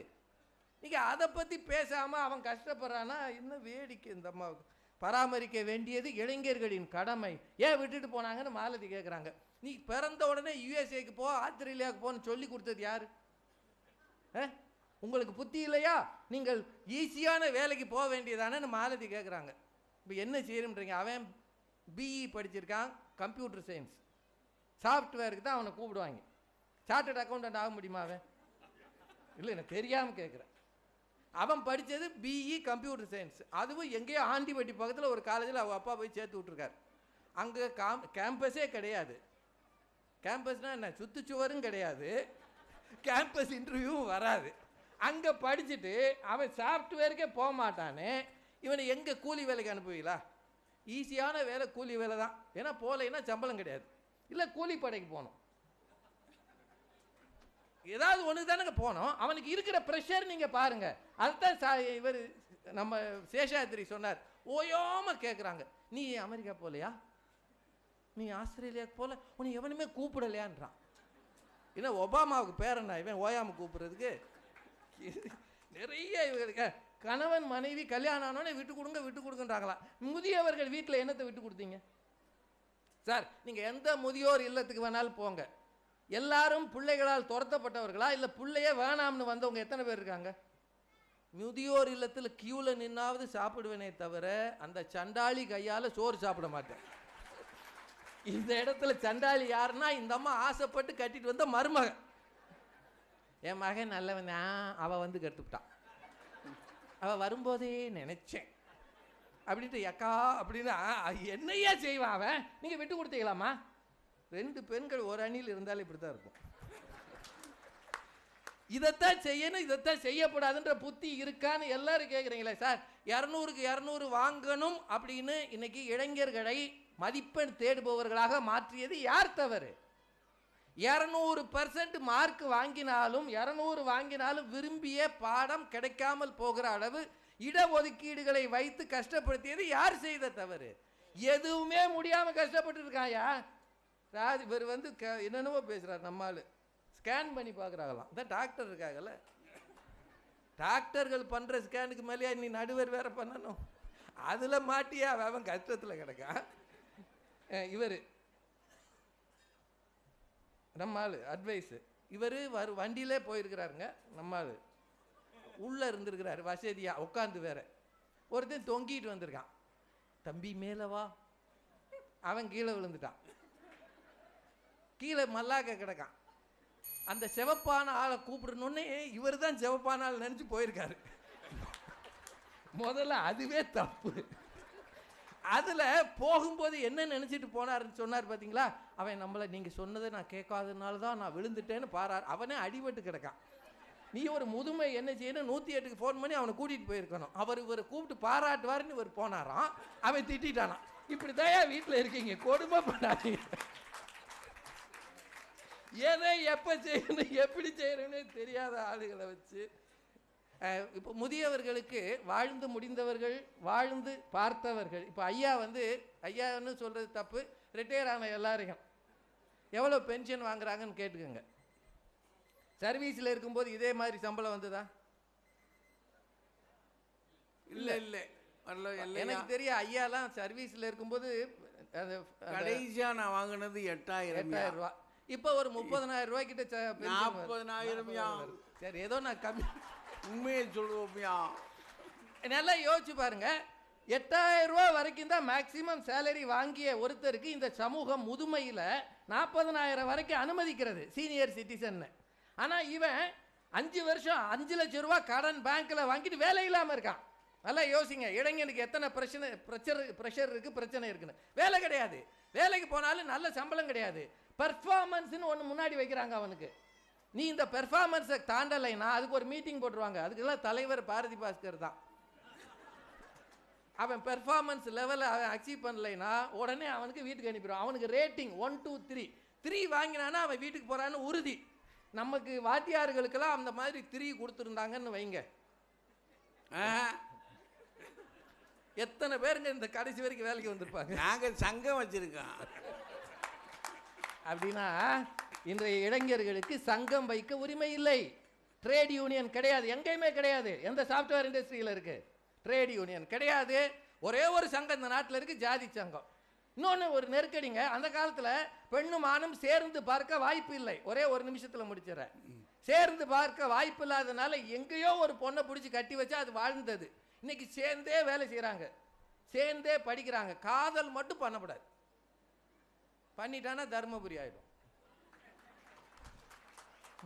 இங்கே ரொம்ப பக்கத்துலேயும் வச்சுருப்பீங்க, ஆனால் காதலிச்சா ஜாதி வந்துடும். அது வரைக்கும் இந்த ஜாதி வராது, அரசியல் வராது, சங்கம் வராது, கத்திரிக்காய் வராது, கேமராக்காரங்க குத்திக்கிட்டு வரமாட்டாங்க. ஊரில் பண்ணுற அட்டூழியம் பாருங்கள். 2 உயிர்கள் தங்கள் உயிர்களின் இயற்கையான காதலை வெளிப்படுத்துவதற்கு கூட ஊடகங்கள், அரசியல், ஜாதி எல்லாம் வந்து நிற்குதுங்க. அப்போது இது 40-50 வருஷம் முன்னாடி இருந்ததோ?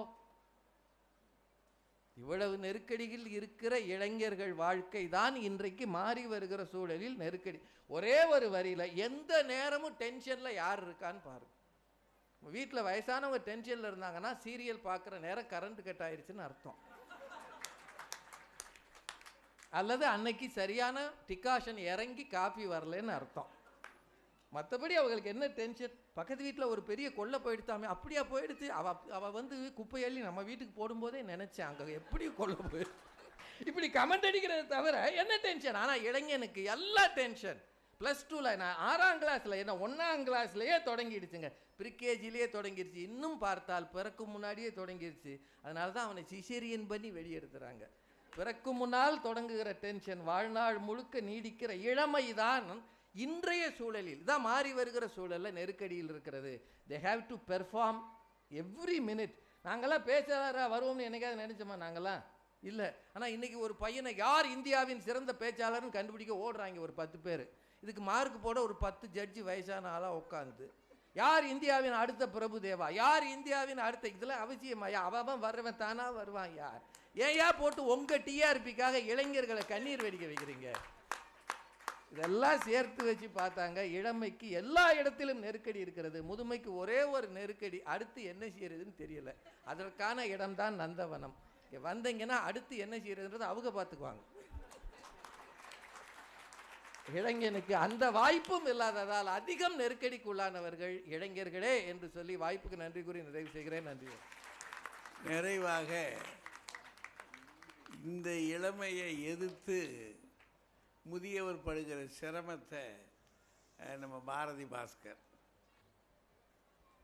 வணக்கத்துக்கும் மரியாதைக்கும் உரிய நடுவர் ஐயா அவர்களே, மேடையில் இருக்கிற பேச்சாளர்களே, மிகச்சிறப்பான இந்த நந்தவனத்தை சிந்தித்து செயலாக்கமும் ஊக்கமும் கொடுத்திருக்கிற அந்த குழுமத்தை சார்ந்த பெரியவர்களே, இந்த அரங்கெல்லாம் நிறைந்து வழிகின்ற பெரியவர்களே, இளைஞர்களே, அத்தனை பேருக்கும் என்னுடைய மிக பணிவான வணக்கங்கள். சில பேருக்கு ஒரு முகராசி உண்டுங்க. அவர் நம்மளை திட்டினா கூட நம்ம சிரிச்சுக்கிட்டே இருப்போம், ராஜா மாதிரி. நடுவரை சொல்கிறாரு, நீங்கள் அன்றைக்கி 8000 ரூபாய் சம்பளம் வாங்கினீங்க, இப்போ 40,000 ரூபாய் பென்ஷன் வாங்கினீங்க, அதனால் முதியவர்கள்லாம் சந்தோஷமாக இருக்காங்கன்ற. இவர் 8000 ரூபாய் சம்பளம் வாங்கின அன்றைக்கி அரிசி என்ன விலை, தங்கம் என்ன விலை, இந்த இன்ஃப்ளேஷன் இண்டெக்ஸ்னு ஒன்று இருக்கே, அதை பற்றி உங்கள் அணியில் யாருமே படிக்க மாட்டீங்களா? படித்தாங்க சிரமப்படுறாங்க. என்னங்க, காசு இல்லை என்பது பிரச்சனை அல்ல, பேசுவதற்கு ஆறுதலாக ஒரு உயிர் கூட இல்லையே என்பது முதியவர்களின் பிரச்சனைன்னு நாங்கள் பேசிட்டு இருக்கோம். இல்லை, சண்முகம் வந்து சொன்னார், நீங்கள் கவனிச்சிருப்பீங்க, 7500 ரூபாய்க்கு இந்த ஃபோன் வாங்கினேன், காமிச்சாரா இல்லையா? அது ஹரப்பா மொகஞ்சதாரோ காலத்தில் கண்டுபிடிக்கப்பட்ட போது அந்த ஃபோனை வாங்கியிருக்காரு. இந்த ஃபோனை அப்கிரேட் பண்ணணுன்றது என்னுடைய கவலை. ஆனால் முதியவருக்கு அந்த கவலையே இல்லை, ஒரு ஃபோன் இருந்தால் போகிறோம் அவருக்குன்னு அவர் சொன்னார். முதியவருக்கு என்ன கவலை தெரியுமா? அப்கிரேட் பண்ணணுன்றது கவலை இல்லை, இருக்கிற ஃபோனில் யாருமே கூப்பிட மாட்டேன்றாங்களேன்ற தனிமை தாங்க அவருக்கு பிரச்சனை. இதுதாங்க இளைஞர்களினுடைய பார்வை. அந்த 3 பேரும் யூத்துன்னு வேறு நினைப்பு 3 பேருக்கும். இப்போ தான் ராஜாவுக்கு +2 அட்மிஷன் போட்டிருக்கு. அவர்களுடைய பிரச்சனையே இதுதான். எந்த விஷயத்தை பார்ப்பதானாலும் 5 விஷயங்களை வைத்து தான் அவர்கள் அந்த பிரச்சனையை பார்க்கிறார்கள். அந்த 5 என்ன தெரியுமா?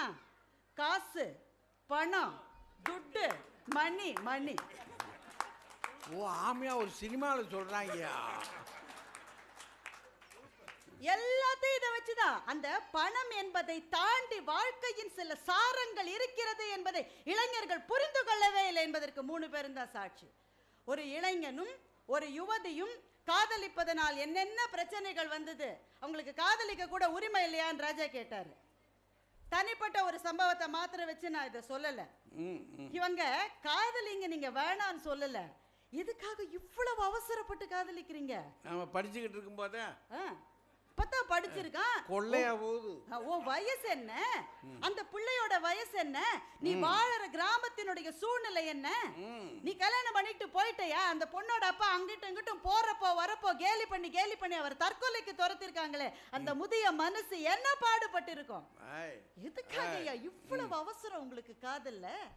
இப்ப இளைஞர்கள் காதலுக்கு அலைகிற அலைச்சலில் முழுக்க பாதிக்கப்படுவது அப்பா அம்மா வயசானவங்க தான், வீட்டுல இருக்கிறவங்க. ஃபேஸ்புக்கில் எல்லாரும் படத்தை போட்டுக்கிறாங்க. நடுவர் அவர்களே, ஒரு பொண்ணு பல்லு தேய்ச்சா படம் போட்டுக்குது, பரோட்டா தின்னா படம் போட்டுக்குது. ஒரு பொண்ணு இல்லை, எல்லாம் எது கூடி வருதோ அது இருக்கட்டும். எதுக்கு படம்? ஒரு இளைஞன் பார்க்கறதுக்கு பரோட்டா சூரி மாதிரி இருக்கான், அவன் சூர்யா மாதிரி தன்னை படம் எடுத்துட்டு தானே படம் போட்டிருக்கான் ஃபேஸ்புக்கில். என்ன ஏதாவது சிக்குமான்னு பார்க்குறாரு. முதியவர்களுக்கு இந்த வாய்ப்பு ஏதாவது இருக்கா? அவர் படம் ஒரே ஒரு இடத்துல தான் இருக்கும், ரேஷன் அட்டையில் குடும்ப தலைவர்ன்ற இடத்துல இருக்கும். அந்த படத்தை நீங்க பாதி பார்த்தீங்கன்னாக்க பாதி மார்ச்சுரியில் எழுந்துச்சு வந்த மாதிரியே படம் எடுத்திருப்போம். உங்க வாழ்க்கையினுடைய எல்லா வசதிகளையும் நீங்க அனுபவிக்கிறீங்க. இளைஞர்களை பொறுத்தவரையில் அப்பா என்கிறவர் மொபைல் பில் கட்டுகிற ஒரு சாதனம், அம்மா என்கிறவள் வீட்டிலே சமைத்து போட்டு அவனுடைய துணியை துவைக்கிற ஒரு மிஷின், தம்பி தங்கை யாராவது இருந்தா உடன் பிறந்தே கொல்லுகிற வியாதி. அவனுக்கு வாழ்க்கையில் இருக்கிற ஒரே ஒரு எண்ணம், சிந்தனை, லட்சியம், அவனுடைய தோழனோ தோழியோ இவங்களோட விட உசத்தியா ஒரு செல்போன் மாடல் வாங்கிட்டா இனிமேல் இவர்கள் மானத்தோடு இந்த உலகத்தில் வாழ முடியாது இல்லையா? இந்த ஒரு சிந்தனைக்காகவே வாழுகிறார்கள். சுயநலம் சுயநலம் சுயநலம். நடுவர் அவர்களை, இளைஞர்களை பற்றி இப்ப போன மாச டைம் என்ற பத்திரிகையிலே ஒரு கட்டுரை வந்தது. அந்த இளைஞர்களை பற்றி ஒரு வார்த்தையில் அவன் சொன்னான், the me and me only generation என்று போட்டான். நான் மட்டுமே என்று வாழ்கின்ற இளைஞர்களால் முதியவர்கள் படுகிற பிரச்சனையை நாங்கள் 3 பேர் சொன்னா எங்களுக்கெல்லாம் வயசாயிருச்சுன்னு கேலி கிண்டல் இல்லை. யார் ராஜா பேசினது கூட நான் மன்னிச்சிருவேன், சேஷாதிரி பேசினதை மன்னிக்கவே மாட்டேன். அவர் வந்து கோபால் பல்பொடி விளம்பரம் எவ்வளோ சிம்பிளாக இருக்கு, இன்னைக்கு விளம்பரம்லாம் எவ்வளவு மோசமாக இருக்குன்னு நீளமாக பேசினார்ல. அதையே எங்கள்கிட்ட சொல்கிறீங்க? உங்கள் பக்கத்தில் உட்காந்துருக்கிறவ தான் எல்லா விளம்பரத்துக்கும் குரல் கொடுக்குறேன். நீங்கள் அதை அவர்கிட்ட இல்லை சொல்லணும். இல்லைங்க, தெரியாம தாங்க நான் கேட்குறேன். ராத்திரி 11 மணிக்கு நாமே அழுத்து சலிச்சு ஆஞ்சு ஓஞ்சு 5 நிமிஷம் நிம்மதியாக டிவி போட்டால் இவர் பேசுகிறாருங்க. தலையில் முடி குறைகிறதா? அமேசான் காடுகளில் வளர்கின்ற மூலிகை எடுத்து தலையில தேய்ச்சிக்கங்கன்னு பேசுறேன். இந்த மனுஷன் கொடுக்குற டார்ச்சருக்கு அளவே கிடையாது. அதுல உதிர்ந்தது அந்த மாதிரி.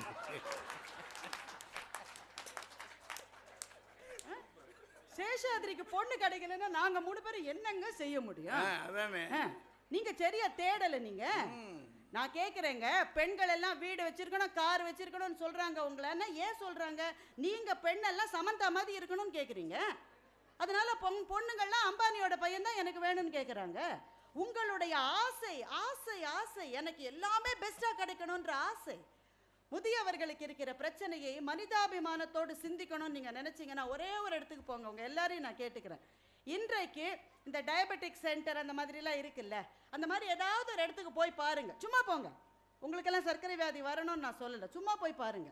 அங்கே இன்றைக்கு வருகிற முதியவர்கள் எப்படி 10 வருஷத்துக்கு முன்னாடி 20 வருஷத்துக்கு முன்னாடி அப்பாவுக்கு உடம்பு சரியில்லைன்னா ஒரு மகன் வருவான், மருமகள் வருவா, ஒரு யாராவது உறவுக்காரங்க வருவாங்க. இன்னைக்கு நீங்க போய் பாருங்க, எந்த மருத்துவமனைக்கு போனாலும் ஒரு வயசானவருக்கு உடம்பு சரியில்லைன்னா கூடவே இருந்து செய்யறது யாரு? அவரோட மனைவி. அந்த அம்மாவுக்கு அவரோட 2 வயசு தான் கம்மி. அவரை சக்கரை நாற்காலியில் உட்காந்து வச்சு எல்லா ரிப்போர்ட்ஸையும் கையில் வைக்கணும். ஒரு நர்சம்மா போக அந்த ரிப்போர்ட்டை கொடுங்க, இதுக்கு தேடவே முடியாது, பாவம். இதுக்கு நடுவில் மகன் எங்க அமெரிக்காவிலேருந்து ஃபோன் பண்ணி எவ்வளவு பில் ஆச்சு, நாசமா போறவனே இன்னும் முடியவே இல்லை ட்ரீட்மெண்ட்டு. அவனுக்கு பதில் சொல்லி இதில் இந்த அம்மா எவ்வளோ வேலை இங்கே செய்யும். அவர் அப்படியே உட்காந்துருப்பார் மல்லாக்க. நாங்கள் வேற 2 பொம்பளைங்களா, அதான் 2 பெண்கள் இங்கே இருக்கிறதுனால தாங்க நாங்கள் மனிதாபிமானத்தோட பேசிட்டு இருக்கோம். போய் பாருங்க. நீங்க ஒரு பொறுப்பை தட்டி கழித்து விட்ட தலைமுறையாக இன்றைய இளைய தலைமுறை இருக்கிறது. அவருடைய சூழ்நிலை அப்படி இருக்கு, சூழ்நிலை அப்படி இருக்குன்னு நீங்க சொல்றீங்க. அந்த சூழ்நிலைக்குள்ளேயே இருந்து கொண்டு தன் மனைவி, தன் பிள்ளைகள், தன் வாழ்க்கை, தன் கெரியர் 4 விஷயத்தை அவன் பார்த்துக்கிறான். ஆனா தன் பேரண்ட்ஸ் அதை மாத்திரம் அவன் பார்த்துக்கவே மாட்டேங்க. அமெரிக்காவில் இருக்கிற மகன் அங்க செட்டில் ஆயிட்டான். அப்பா இங்க சொல்றாரு, வந்துருடா ராஜா, முடியலடா, 2 பேரும் ரொம்ப கஷ்டப்படுறோம்டா, வந்துருடா, நிறைய சம்பாதிச்சுட்டா. ஏன் வரமாட்டேன்னு சொல்றான்? ஒரே ஒரு காரணம் தான், my children cannot adjust there. என் குழந்தைகள் அங்க வந்தாக்க பாத்ரூம்ல கரப்பாம்பூச்சி இருக்கு, என் பொண்ணு பயப்படுவான்னு அமெரிக்காலன்னு சொல்றான். நான் ஏன், நீ இதே கரப்பாம்பூச்சி பாத்ரூம்ல தான் நீ குளிச்ச, நீ இங்க தானே இருந்த. நீ என்னுடைய பிள்ளைகள், ஒரு சீன பழமொழி சொல்லுகிறது, தண்ணீரும் பாசமும் எப்போதுமே கீழ் நோக்கித்தான் பாயும் என்று சீன பழமொழி சொல்லுகிறது. தன்னுடைய குழந்தைகளை தன்னுடைய அஜெண்டாவுக்குள் சேர்க்க தெரிந்த இளைய தலைமுறைக்கு தன்னுடைய அப்பா அம்மாவை சேர்க்க முடியவில்லை, தெரியவில்லை. இதனால் முதுமையினுடைய ஒரே ஒரு பாதிப்பு, மனுஷங்க இல்லாம ஏங்கி போறாங்க. வைரமுத்து சொன்னார், என்ன தேவை முதுமைக்கு? வளையாத கைத்தடி, வழுக்காத குளியல் அறை, சீரக தண்ணீர், சில்லென்று பேத்தியின் ஸ்பரிசம் என்று எழுதினார். அது ஒன்னத்தாயா கேட்கிறாரு. வியாதியில இருந்தாப்ப கூட பேத்தி வந்து கையை தொட்டுட்டா சரியாயிட்டா மாதிரி இருக்கு. அவங்கிட்ட போய் நீ வெப் கேமரால சேட் பண்ணுன்னு சொல்லுவது ஒரு மானுட துரோகம் என்று நான் நினைக்கின்றேன். அப்போ ஒரு கட்டத்துக்கு மேல பணம், கெரியர், என் குடும்பம் என்பது முழுமையாக அவர்களை ஆக்கிரமித்து விட தனிமையிலே பாதிக்கப்படுகிற முதியவர்களுக்கு 2 பெரும் பிரச்சனைகள். செக்யூரிட்டி பிரச்சனை, அதை பற்றி நிறைய இங்க பேசிட்டாங்க. 2வது, உடல் அளவில் அவர்கள் தளறுகிற போது தாங்கி பிடிக்க யாருமே இல்லாத தனிமை ஏக்கம். அப்போ இளைஞர்களுக்கு கல்ச்சரால, சாஃப்ட்வேர் இண்டஸ்ட்ரியினால பாதிப்பு இருக்கிறது என்றால், இந்த பாதிப்புகள் உங்களுக்கு சில நல்லதையும் கொடுக்கிறது, சில கெட்டதையும் கொடுக்கிறது. 70,000 ரூபாய் சம்பளம் சேஷாத்ரிக்கு சம்பளம் வருது இல்ல, அதுக்காகத்தான் அவன் பிங்க் ஸ்லிப் வைக்கிறான், சரியா வேலை செய்யலைன்னா. இதுல நான் வேற அசஸ்மெண்ட் மேனேஜர்னு ராஜா சொல்றாரு. இப்போ சம்பளங்கள் அதிகமாகிற போது எதிர்பார்ப்புகள் அதிகமாகும். Everything has a price. ஆனால் முதுமை தனக்கு நேரிட்ட இந்த நிலைக்கு முதுமை காரணமே அல்ல. அவர்கள் சாண்ட்விச் ஜெனரேஷன். ஏன்னா தன்னுடைய அப்பாவை அவங்க நல்லா பார்த்துக்கிட்டாங்க, இன்னைக்கு அவங்கள பார்த்துக்கிறதுக்கு பிள்ளை ரெடியா இல்லை. தன்னுடைய மாமியாருக்கு அந்த முதுமையா இருக்கிற பெண் பயந்து பயந்து பணிவிடை செய்தாள். இன்று மருமகளை பார்த்தும் இவள் தான் பயப்பட்டு கொண்டிருக்கிறாள். 2 புறங்களிலும் இடுவாங்குகிறவர்களாக முதியவர்கள் இருக்கின்றார்கள். இந்த நிலைமையை மாற்ற வேண்டும் என்று நந்தவனம் மாதிரியான சில அமைப்புகள் கிளம்பி இருக்கின்றன. இதை மனசாட்சியோடு யோசித்து பார்த்து இளமை மனம் திருந்த வேண்டும், முதுமை இந்த பாதிப்பிலிருந்து விலக வேண்டும் என்பது நம்முடைய பிரார்த்தனையாக இருந்தாலும், இன்றைய சூழ்நிலையில் அதிகம் பாதிக்கப்படுவது முதுமையே என்ற நல்ல தீர்ப்பை நடுவர் வழங்குவார் என்ற நம்பிக்கையோடு விடைபெறுகிறேன். பெரியோர்களே, ஒரு ஒரு சிந்தனை ஓட்டம், இளமையை பற்றிய முதுமையை பற்றிய ரெண்டு பக்கத்தை சேர்ந்த சிந்தனையாளர்களும் இதை எப்படி பார்க்கிறார்கள் அப்படின்றத அவங்க கண்ணோட்டத்தில் ரொம்ப அழகாக குறைந்த நேரத்தில் 7-10 நிமிடங்கள், சிலர் 10 நிமிடம், சிலர் 7-8 நிமிடங்களுக்குள்ளே 1.5 மணிக்குள்ளே அதை முடிச்சிடணும் அப்படின்னு நாங்கள் போட்ட திட்டத்துக்கு ஏற்ப ஒத்துழைத்து மிகச் சிறப்பாக செய்திருக்கிறாங்க. அதோடு கூட நீங்களுமே கூட ரொம்ப கவனமாக கேட்டு அதில் ரொம்ப அங்குலமாக அவங்க கூட வந்து அப்படியே நகர்ந்து இருக்கிறீங்க. இதை நந்தவனம் மிக அருமையாக ஏற்பாடு செய்திருக்கிறது. விவேகானந்தன் இந்தியாவை பற்றி சொல்லுகிற பொழுது அவர், அது என்னுடைய பிள்ளமையின் தொட்டில், என் இளமையின் நந்தவனம், என் முதுமையின் காசி சேத்திரம் அப்படின்வார்.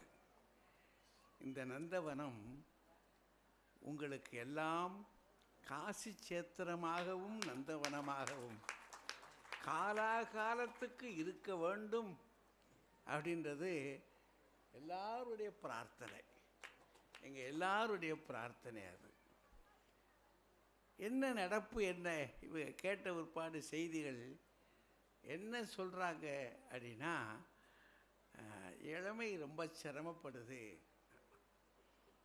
இந்த இளமை அந்நியர்கள் அல்ல, என் பிள்ளைகள், முதுமையின் பிள்ளைகள், நம் பிள்ளைகள். அவர்கள் இல்லாமல் நாம் இல்லை, நாம் இல்லாமல் அவர்கள் இல்லை. நாம் கொடுத்தவர்கள்தான் அவர்கள். அதனால் அவர்களிடத்தில் தவறுகள் இருக்குமானால்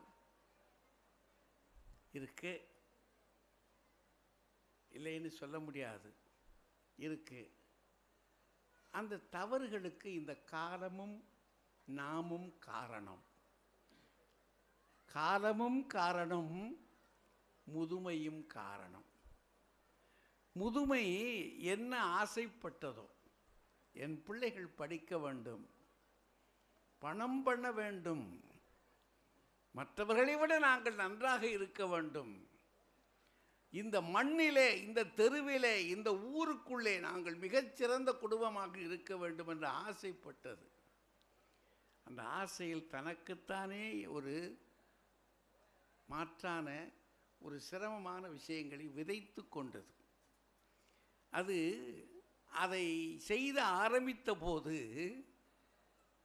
கல்வி தருகிறேன் என்று சொல்லி அவனை அங்குமிங்குமாக திரும்ப விடாமல், இந்த நாட்டினுடைய பண்பாடுகளை அவனுக்கு சொல்லிக் கொடுக்காமல், இந்த நாட்டினுடைய இலக்கியங்களை சொல்லிக் கொடுக்காமல், இந்த நாட்டினுடைய தர்மத்தை பற்றி அவருக்கு சொல்லிக் கொடுக்காமல், படி படி படி, அது ஒன்றுதான் உனக்கு உயர்வு தரும் அப்படின்னு சொன்னோம்.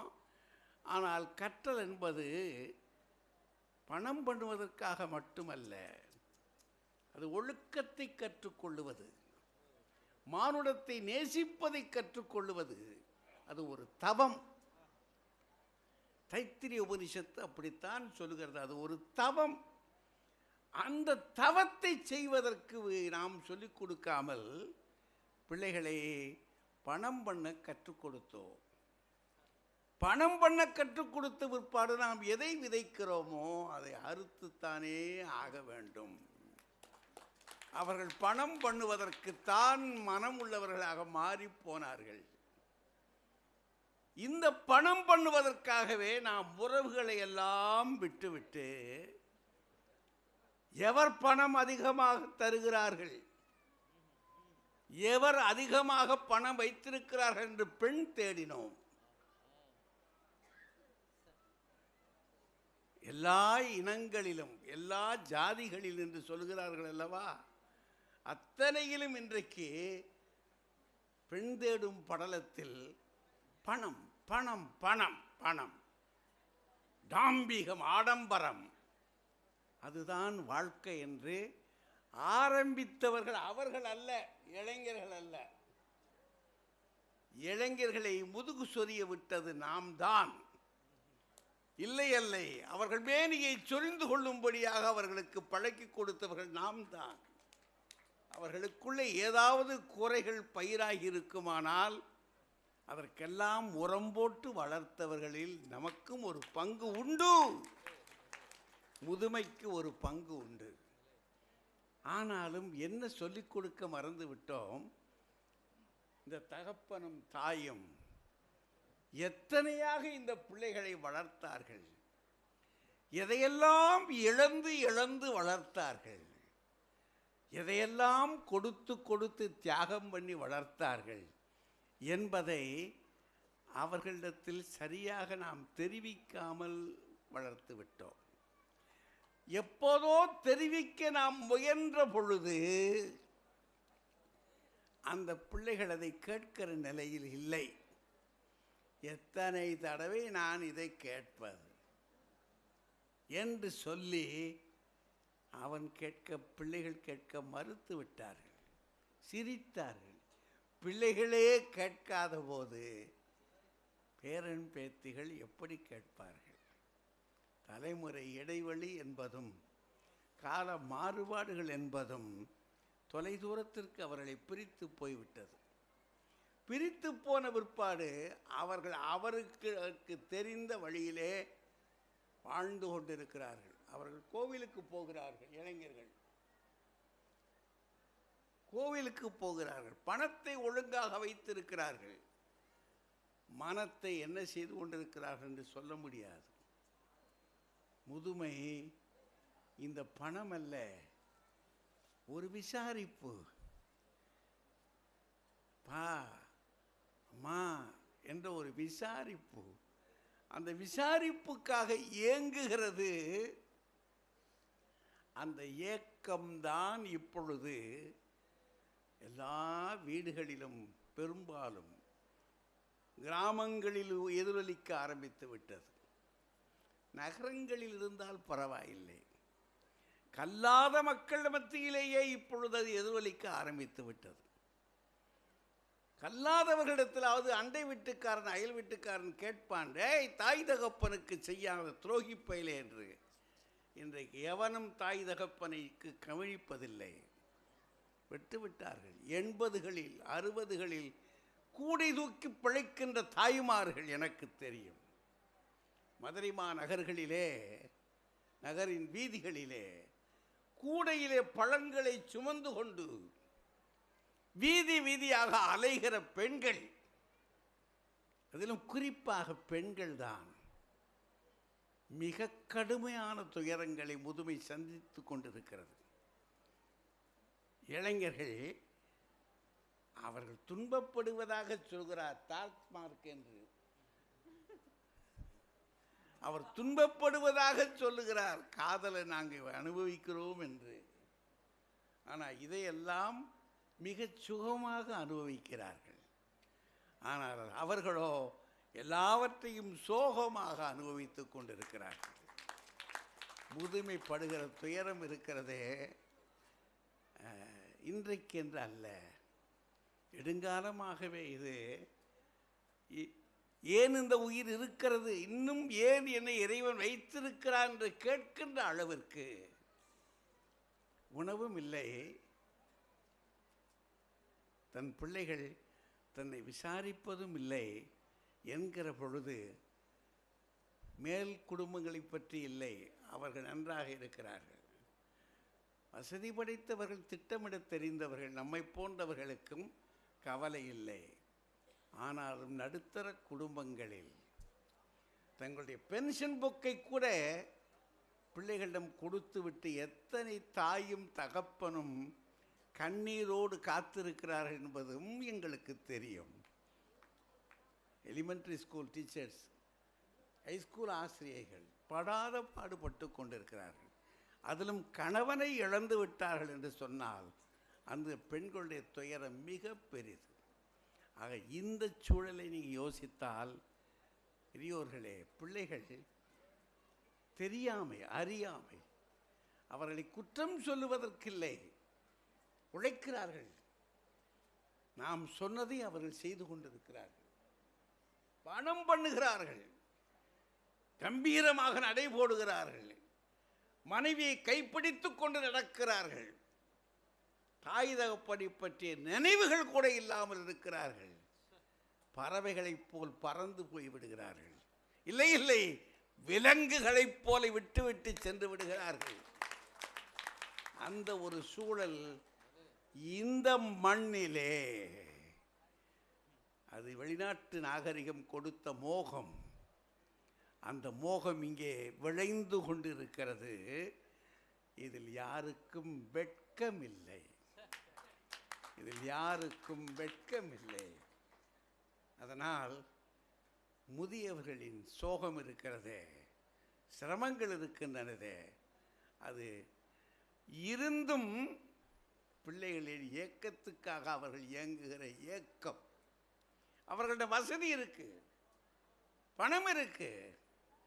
என் பையன் ஒத்த பையன் சார் சார் என்று அழுகிற தகப்பன் அப்படியே நெஞ்சு அப்படி இறுக்கி பிடிச்சிக்கிட்டு கண்ணீரும் கம்பலையுமாக, சரியா விடியா எழுதிய, நீ என்ன பிள்ளை போயிட்டான்ல, அங்கே போயிட்டான்ல, கட்டி வச்சேல, போ கவலையை விடு, கடவுள்கிட்ட நாடு அப்படின்னா, முடியலையே சார், முடியலையே சார். சார் என் பொண்டாட்டியை பார்க்கும் போதுதான் சார் கஷ்டமாக இருக்கு. அவளை பார்த்து அழுகிற தப்பேன். மனைவியை பார்த்து, சார் எனக்கு பிறகு சார் இவன் முந்தணும் சார், முந்தணும், எனக்கு பிந்தியாவா இருக்கப்படாது. அவளை கேட்டா, உன்னோட நான் வந்துடணுமியா, உன்னோட நான் வந்துடணும் என்று சொல்லுகிற ஒரு சோகம் நிழலாடுகிறது. அந்த சோகத்தை தவிர்ப்பதற்கு வழிகாட்டுவதற்குத்தான் நந்தவனம் பூத்து குலுங்க தயாராக இருக்கிறது என்ற செய்தியை நாடெங்கும் சொல்லுவோம், நல்ல செய்தியாக சொல்லுவோம். முதியவர்களின் சிரமம்தான் இன்றைக்கு பெரிதாக இருக்கிறது. இதை திருத்தலாம், தாங்கலாம். இது தாங்க முடியாத சோகம். இதை பார்த்து, ஏனென்றால் இதில் பாவம் மலியப் போகிறது. பெற்றோரை பற்றிய பாவம் குற்றம் மலிந்து விடுமானால் அதுவும் இந்த மண்ணை பாதிக்கும் என்பதனாலே பெரியோர்களே, அதை திருத்துவோம் வாரீர் என்று சொல்லி நன்றி கூறி விடைபெறுகிறேன். நன்றி, வணக்கம்.